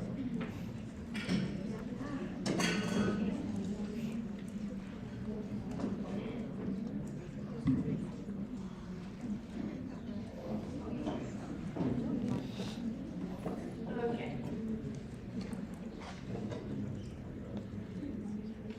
Okay, learning objectives. We want to define the main parts of the human digestive system and describe the process of digestion. In particular, we want to distinguish between chemical and mechanical digestion. We want to explain in simple terms the basics of human metabolism, and we want to explain in simple terms the role of enzymes. We want to explain in simple terms the action of insulin and glucagon, and define type 1 and type 2 diabetes, and then define the main parts of the urinary system. So what food is for, I'm not going to spend a lot of time re-explaining this, but there is one thing that I want to point out. In the, what is it, part 2 of the assignment, there is a question that asks you, why do we need to digest food? Okay, so please don't be confused. That question is not asking you, why do we need to eat? It's asking why after we have eaten, the food needs to be digested. Why cannot be used as is? You know, we just chew it, swallow it, and is the food then ready to be used by our body? No, it isn't. It has to go through the process of digestion. So the question is why? What happens to the food when it goes through digestion? The food gets disassembled, the molecules of food get disassembled into their molecular building blocks. And that's one of the reasons why we spend time talking about the molecular building blocks, okay? So carbohydrates get disassembled into monosaccharides. Triglycerides get disassembled into glycerol and fatty acids, and then the digestion of triglycerides is complicated because those get lumped up into balls that are capable of transporting these molecular building blocks through the walls of the intestinal system and to be distributed inside the body because fats are not soluble in water. The proteins are disassembled into their amino acids, okay? This is what our body is capable of using for its metabolism and to extract energy from and to use those molecules for all its physiological processes, right? The body is not capable of absorbing carbohydrates as they are when they are disaccharides or oligo and polysaccharides. They need to be taken apart into monosaccharides, then can be absorbed, and then can be used. The body is not capable of absorbing proteins as they are. They need to be disassembled into amino acids, which then can be absorbed, and then the amino acids are used inside the body, for example, to form new molecules, to form new proteins, that is. Or they can be changed into different amino acids, or they can, in case of need, be used for energy. And likewise for triglycerides. So the body then uses the molecular building blocks to assemble them into body molecules, and in the body cells, so either these building blocks, so these the monomers coming from food, get assembled into body molecules, or they are further disassembled to extract energy from them, and being transformed then ultimately into carbon dioxide and water to release energy, right? So here is a slide that tries to sort of graphically represent what happens to food when we eat it, right? So we have the food, and in terms of the reductionist understanding of it, the major parts of food, and the most important part of food are the macronutrients, food proteins, food fats, and food carbohydrates. When these go through digestion, they get taken apart, just like in a big Lego game, into their monomers, their molecular building blocks. Okay, so the result of digestion are amino acids, fatty acids, and glycerol, and then the simple sugars or monosaccharides. These get absorbed through the intestinal walls into our organism. The intestinal tract is like a tube that goes through our organism, right? It's not like, it is, we're like donuts, right? We have a hole inside, which is our intestinal tract. And as long as the food is in the intestinal tract, it is not into the organism. It needs to be absorbed through the intestinal walls to get into the organism, right? Then once it is absorbed, and it is absorbed in the form of monomers, then the monomers can undergo metabolism, which is all the physical and chemical processes that occur in the cells of a living organism. And then, so these monomers are used for the construction of body molecules or for the extraction of energy. And then ultimately, if they're used for the extraction of energy, they end up as carbon dioxide and water, and they get excreted. Or the monomers get built into body proteins, body fats, or body glycogen, which is the carbohydrates that the body uses to store carbohydrates for immediate use as the fuel for cellular respiration. Okay, and the end of all this process is the excretion that occurs through urine and through sweat. And through exhalation. That's how we excrete carbon dioxide and some water vapor. All right? So the body's use of food energy. The body needs food energy. We have already talked about that, about how does it use it. Mostly for its basal metabolism. That is just to stay alive. Okay? Just to stay alive. Basal metabolism represents the minimal expenditure of energy needed by the body to stay alive without doing anything other than running the inner processes that are necessary for life. This is what absorbs the vast majority of food energy. It takes about 2/3 of our total energy needs. It's about 70% of our total energy needs, right?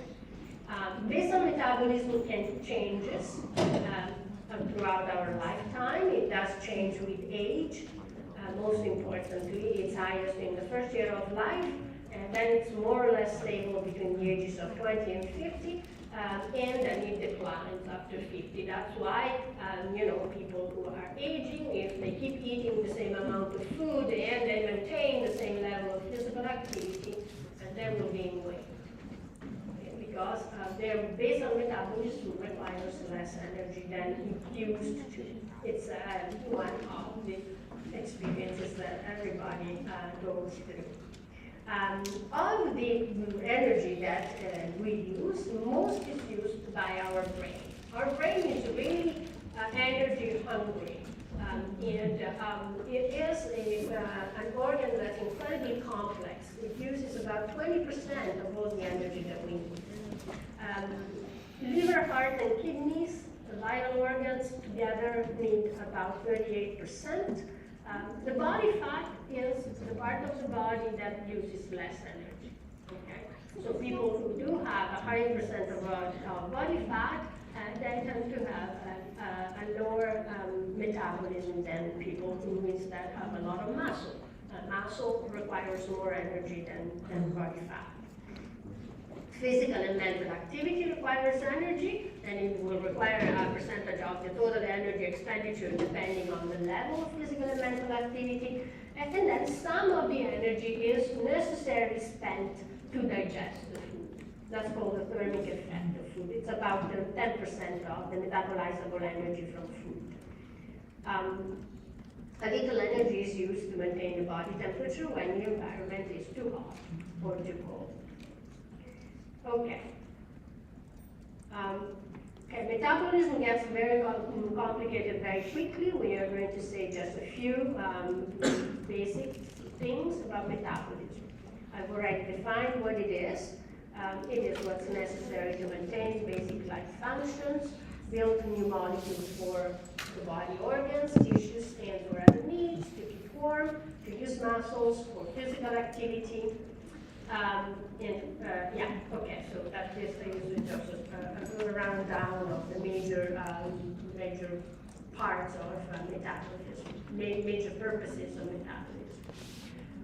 Something that we need to define is metabolic pathways. These are sequences of biochemical reactions that lead from the nutrients that are absorbed, that in biochemistry get called substrates, to some final products. The reason it's important to introduce this term is to understand that the body is actually quite versatile. Our organism is capable of using the same substrates and go through different metabolic pathways to get to the final products, or using different substrates to get to the same final product and to perform the same functions.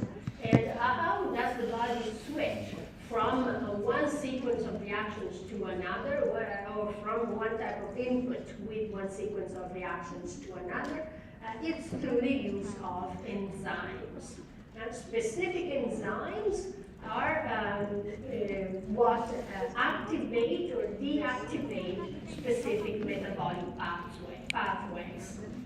Enzymes are biological catalysts, and they are extremely specialized.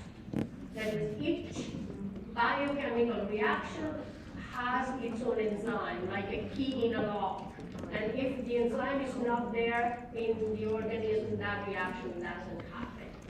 So they are absolutely important and fundamental. They do that by lowering the activation energy, which is the energy that's needed to get the reaction started. And here is a simple way to represent how enzymes work. Okay, in this diagram, which is an oversimplified illustration of how enzymes work, the enzyme is represented by the gray blob. All right, it's a big molecule that has a side of it that's called the active site. And that active site fits into the substrate, which is the molecular input of the biochemical reaction.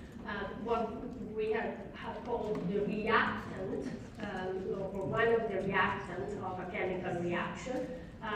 It fits like a key in a lock. It only fits that particular substrate for that particular chemical reaction. That is why it's represented in that way. When the substrate meets the enzyme,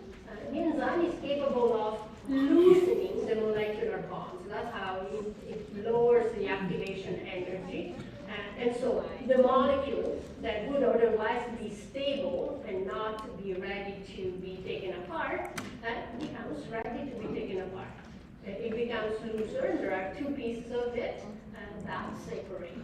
And those two pieces are then ready to go on and combine with other molecules to form the products of the reactions. The final products, that is, of the reactions.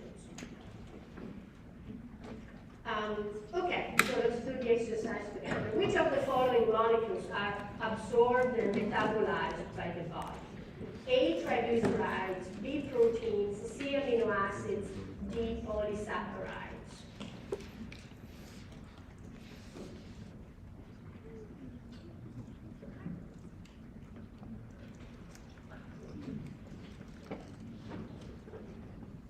Is that a difficult question? Amino acids, okay? Triglycerides, proteins, and polysaccharides, they have to be digested before they can be absorbed. Yes? Quick question, what are like the body molecules you're talking about? All the molecules that our body is composed of. Yes. Is it like special elements? No, we're made of the same elements as our food is made of, and the same chemical elements of which everything else is made of. So most importantly, carbon, oxygen, and hydrogen, and then nitrogen, and then minerals. No, those are the elements that compose the body molecules. Okay, body molecules, most of them are compounds. So they are composed of different types of atoms. Yeah? So we are made of water, which is made of hydrogen and oxygen. Then we're made of lipids, which are made of carbon, hydrogen, and oxygen. Then we're made of proteins, which are made of carbon, hydrogen, and oxygen, nitrogen, and other elements. Yeah? So digestion doesn't take the molecules apart in terms of, decomposing them down to the atoms. Okay, let's be clear. That doesn't happen. In digestion, macromolecules are disassembled into their monomers, which are smaller molecules. They're molecular building blocks. In this question, the answer to it is the amino acid. I mean, when proteins have been digested, the proteins are no longer there, but there are amino acids that lose molecular building blocks, and those are absorbed by the body. Okay. Which of the following molecules are digested by our gastrointestinal system? Oligosaccharides, glycerol, fructose, polysaccharides.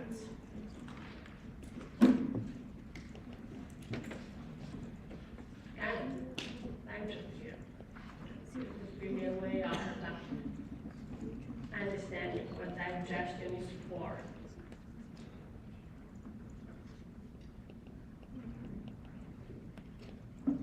So, what is glycerol? I'm starting with glycerol. Okay, now let's start with oligosaccharides.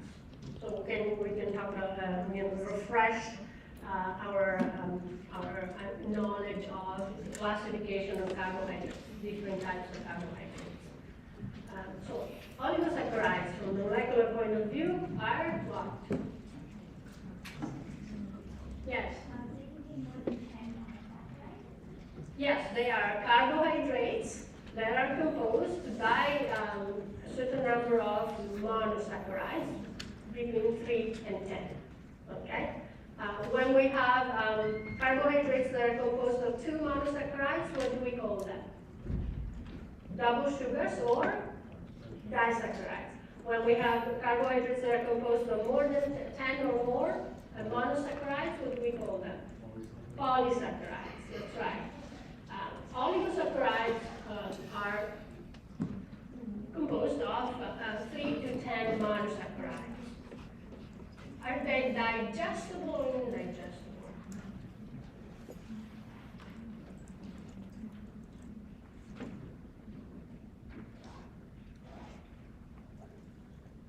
Are you quiet because you're tired, because the question is too easy, or because you don't know? I mean, because if you don't know, then you need to go to that recorded slideshow and to the readings about carbohydrates and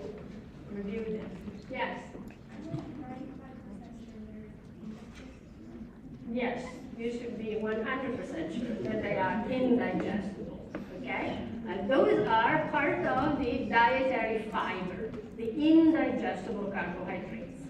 We don't have the enzymes in our digestive system to digest them, okay? They are big molecules that cannot be absorbed as they are. They should be taken apart, but we don't have the enzymes to take them apart. And therefore, we cannot digest them. So they pass through our intestinal tract, indigested, and they get excreted with the feces. That's what dietary fiber is, okay? Used to be called roughage. Today we know that in fact, as we have studied with carbohydrates, that component of the carbohydrates, that type of carbohydrates is very important to the health of our digestive system. Furthermore, part of the indigestible carbohydrates is water soluble, which means that when it gets to the large intestine, especially to the colon, and it encounters our friends, the gut bacteria, the gut bacteria can digest it. Okay. The gut bacteria digest. Bacteria are very interesting living things that digest stuff by emitting enzymes. So that digestion occurs outside of their own cells. And they emit the enzymes, take the molecules that they eat apart, and then they absorb the monomers. And in the process, they also produce other molecules. So when they produce other molecules, these other molecules, some of them are very beneficial and necessary to us. For example, vitamin K.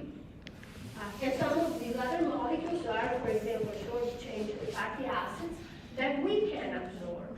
And so we can get some more energy even from the indigestible carbohydrates when we have a healthy gut flora. When we have a healthy population of beneficial bacteria in our large intestine, okay? In this bacterial digestion that occurs of soluble dietary fiber in the large intestine, some gases are produced. And those are the infamous intestinal gases that occur when food gets fermented. Fermentation is a term that's sometimes used for that bacterial digestion that occurs down there. That is not human digestion, that's bacterial digestion. It's the bacteria that have the right enzymes to digest the soluble carbohydrates that we cannot digest. Soluble, indigestible carbohydrates that we cannot digest. That's why even the soluble fiber, we still call it indigestible because it's not digested by our organism, it's digested by the bacteria. Okay, so I made that clear. So oligosaccharides, are they digested by our gastrointestinal system? No. Let's move on. Glycerol. What's glycerol? Is it boring? Is it boring? This is important to the assignment. I know it's late. You're probably tired. So it's a molecule in That's right. It's also called a monomer, or a molecular building block of triglycerides. Does it need to be digested? No, it is already ready to be absorbed. Okay. In fact, the digestion of fats is more complicated. There are chylomicrons that form in the digestive system that, in simple terms, that's a molecular building block. It doesn't need to be digested. What about fructose? What is it? Is it a disaccharide? It's a monosaccharide. It's a monosaccharide like glucose and like galactose. Right? So it is a component of these disaccharides. It's also a component of some polysaccharides and of some oligosaccharides. And it is again another example of a monomer of molecular building blocks. Building block. Does it need to be digested? No. absorbed straight as it is. Okay, if we eat food that contains loose fructose molecules, that don't need to be digested. Now, let's get to polysaccharides. You know, at this point you can answer by exclusion. Do we need, are polysaccharides digested by our intestinal system? In fact, actually, we should correct that question. Be more precise. Yes. Some of them are. Yes, very good. Some of them are. Yeah. All right. So that question is not well formulated because only some of the polysaccharides are digested by our gastrointestinal system. The digestible ones that are also called starches. They are also called starches.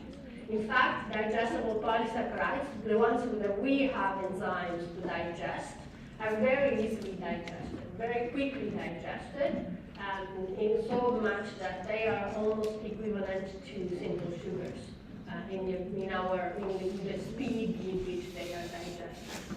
Right? That's why refined foods that contain starch but they don't contain dietary fiber have a high glycemic index.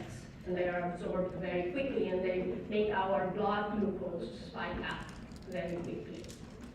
Okay.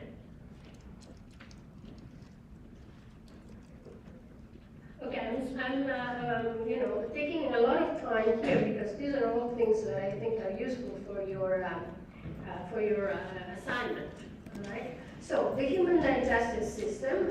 Let's go through it. I have to speed up when they do here. So we have digestive tract organs that compose the digestive tract, starting with the mouth. Then we have the esophagus. Then we have the stomach. And then we have the small intestine and the large intestine, all right? Then there are the organs that aid digestion. They're not part of the digestive tract, but they are necessary for the process of digestion. And they are the salivary glands in our mouth that secrete an enzyme that begins the digestion of carbohydrates in the mouth and of starch in the mouth. Then we have the liver that manufactures bile, which is indispensable for the digestion of fats, and also does a lot of other things. Then we have the gallbladder, which stores the bile that's produced by the liver and delivers it to the small intestine when the digestion of fat is needed. Then there's the pancreas, which is the organ that secretes most of the digestive enzymes. Digestive enzymes that are specialized, each of them is specialized for one of the macromolecules of food. There are the lipases that are for the digestion of lipids, proteases, and carbohydrates, which are each for the digestion of proteins and carbohydrates. The pancreas also produces and secretes the hormones, insulin and glucagon, that regulate the levels of glucose in the blood. Okay, so the food gets chewed and mixed with saliva in the mouth. So digestion begins in the mouth. And it begins, both aspects of digestion begin in the mouth. The mechanical digestion, which is the taking the food apart by breaking it down in small particles by mechanical action, by chewing and churning and pressing and grinding. That's done primarily by our teeth and tongue, and it continues in our stomach. But then there is also the chemical digestion, which is the action of the salivary enzymes that begin the digestion of the starches in the mouth. Our swallowing triggers peristalsis in the esophagus, which brings the food down into the stomach. And in the stomach, mechanical digestion continues because the stomach has very strong muscular walls that churn the food to continue grinding it into small particles so that all the molecules in the food get exposed to the action of the enzymes. Gastric juice is mixed with the food in the stomach. And gastric juice contains hydrochloric acid. And we have seen how powerful an acid hydrochloric acid is. What is hydrochloric acid for? It has the function of killing a lot of bacteria in the food. It doesn't kill all of them, and there are some beneficial bacteria that are capable of surviving an acidic environment, and that will survive and get down to the large intestine. For example, these are the probiotic bacteria, but other harmful bacteria can get made harmful. They're being killed by the hydrochloric acid in the gastric juice. And then the other important function of hydrochloric acid is that of denaturing proteins. Remember the denaturing of proteins? The stretching out of the big molecules of proteins that are otherwise all folded up and curled and twisted. What's the purpose of stretching them out, straightening them out? Is that of exposing the peptide bonds that keep the amino acids together to the action of enzymes that will take the amino acids apart and disassemble the polypeptides. What happens to fat in the stomach? In the mouth and in the stomach, not much. Okay? In fact, practically nothing, because fat doesn't mix with saliva, it doesn't mix with the gastric juice, which are all water solutions. It floats, okay? It separates from the rest of the food, and it floats like a layer on top of the chyme.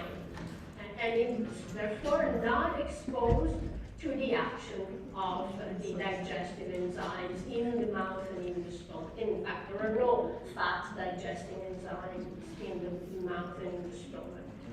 Okay? The digestion of fat only begins in the small intestine. Okay? In the small intestine, so we still have a heart here in the mouth and stomach. Let's go into the small intestine. Okay, there the digestion of digested carbohydrates, digestible carbohydrates, and of proteins continues, and the digestion of fat begins. It begins thanks to the bile. The bile is a substance that acts as an emulsifier. What's an emulsifier? It's a substance that allows fats to mix with watery mixtures, with water and water mixtures. So the bile is capable of making the fat mix with the rest of the chyme, and therefore to get exposed to the action of the fat digesting enzymes, the lipases, that are secreted by the pancreas. Okay, and there begins the digestion of fat. When the fat gets emulsified with the chyme, thanks to the bile. All right. So then the enzymes, most of the digestion occurs in the small intestine, and most of the absorption occurs through the walls of the small intestine. So simple sugars, or monosaccharides, fatty acids, and glycerol, amino acids, vitamins, and minerals are all absorbed through the villi, which are the finger-like sort of protrusions from the intestinal walls that are capable of absorbing these molecules, and they get transported into the bloodstream and the lymphatic system. In the large intestine, colon bacteria ferment, that is, digest in the bacterial way some of the dietary fiber. And then whatever is left, the products of the bacterial fermentation, the water and some product of the bacterial fermentation, water and minerals are absorbed in the large intestine, and whatever is left is excreted as feces. Okay. I will leave the review to you to do as an exercise, and let's quickly complete this topic and ready to go. So the liver is the largest organ of the body. It is a vital organ. It does a lot of work. It converts the simple sugars into glycogen, which is the polysaccharides that the body uses for short-term storage of energy. Glycogen is stored in the liver or in the muscles for immediate use. The liver is also capable of converting non-carbohydrates into glucose, proteins or fatty acids and glycerol. To make cholesterol and other lipids, it stores iron and the fat-soluble vitamins. It synthesizes amino acids into proteins for the blood, and it converts amino acids into other amino acids, the non-essential ones. The essential amino acids can get converted into non-essential amino acids. And it removes red blood cells, waste, toxins, bacteria from the bloodstream. It filters out toxins, for example, it does filter out alcohol.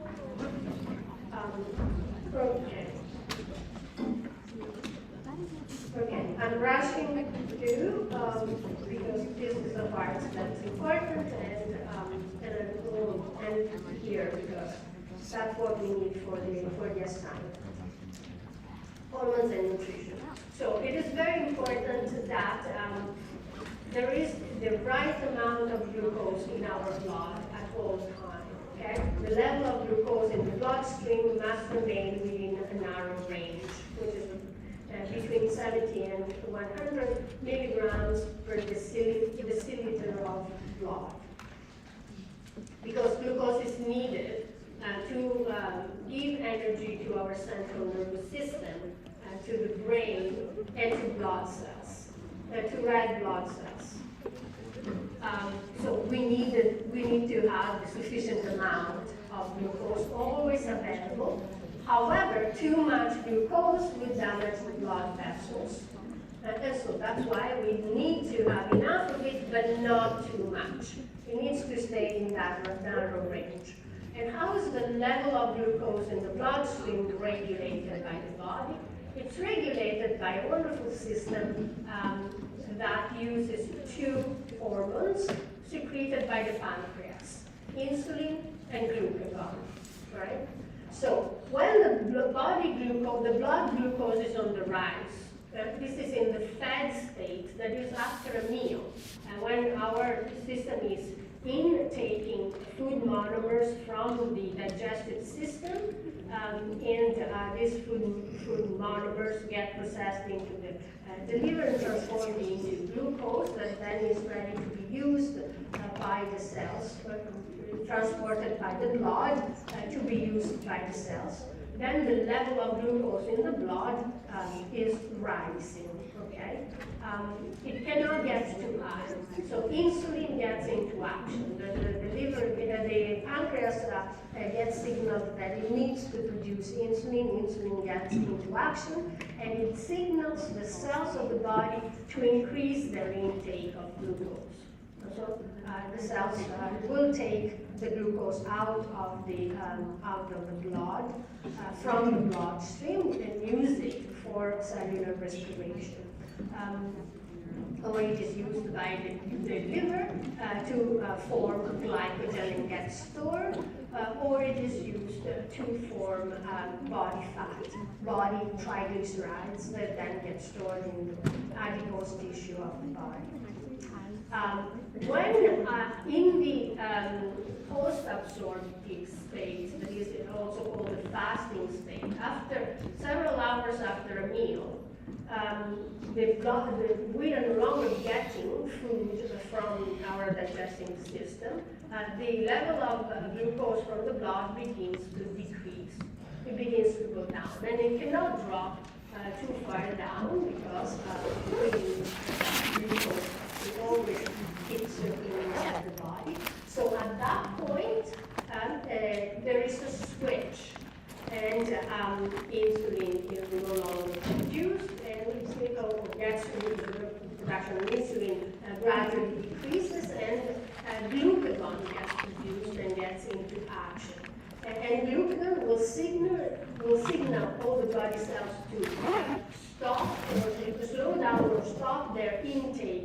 glucose, and it will tell the liver to start using up the glycogen that was stored, and to start using up, if necessary, the fat or even the proteins in order to replenish the need for glucose in the blood. Okay, so there is this feedback mechanism that maintains the level of glucose in the blood always within the narrow range that is necessary. So this delicate mechanism of balance that's regulated by insulin and glucagon can malfunction. And it can malfunction in two ways, giving rise to the diseases that are called diabetes mellitus type 1 and diabetes mellitus type 2. What's the difference? In diabetes mellitus type 1, the pancreas is unable to produce insulin, okay?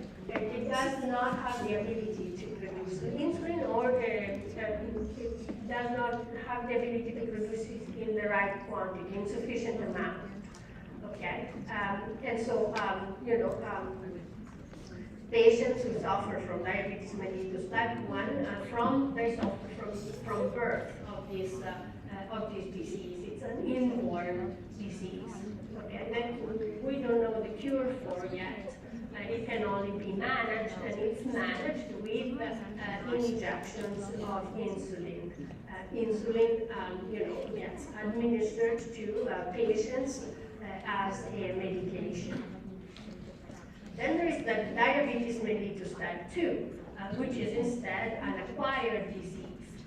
It used to be called adult onset diabetes because people who got sick in their adult age. But it is in fact happening that younger and younger people are getting sick with diabetes type 2, and even infants now are diagnosed with diabetes type 2. So it's no longer called adult onset.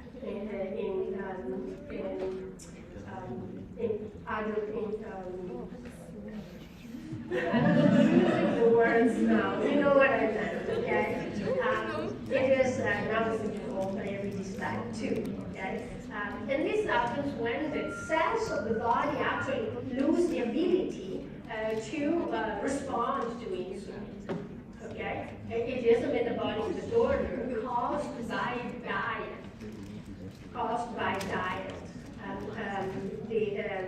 The insulin is produced by the pancreas, but the cells are unable to respond to it. So the system is incapable of functioning. Okay, my throat is hurting. My words are no longer flowing. It's time to continue here. There is a part about the urinary system, but we are not necessary for the we can leave it for next week, okay?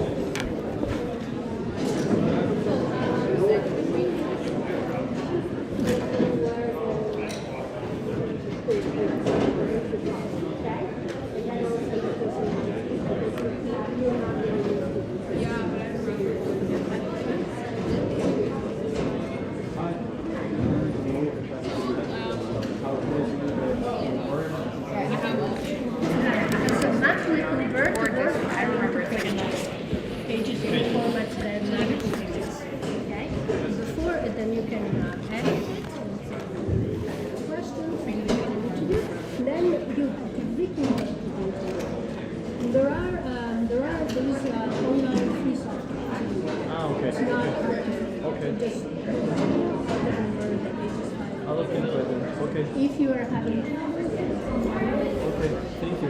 Thank you. So just to confirm what you said earlier, so for the whole sandwich, you just add up all the Yes. proteins and then calculate the yeah, metabolite. you adapt the energies Yeah. from proteins for the egg, for the peanut butter, and for the bread, and you get the energy from proteins for the whole sandwich. And you do the same for fat and for carbohydrates. So you wouldn't have to do the calculations for the sandwich separately since you already did it for the. Yeah, you wouldn't be able So you to just do add up that, the- right? Because what you need is the modified Atwater values, and those are specific to the different Yeah, okay. ingredients. So you don't have a modified Atwater value for the whole sandwich. Oh, okay, I get it. Right? So you just so add you up have to do the it for the energy. ingredients separately first, and, then you add the Okay. energies. Okay, and to submit it, is it PDF or? No, it's Word. Word? Don't Okay. submit PDF. Okay, thank you. Okay? Hi.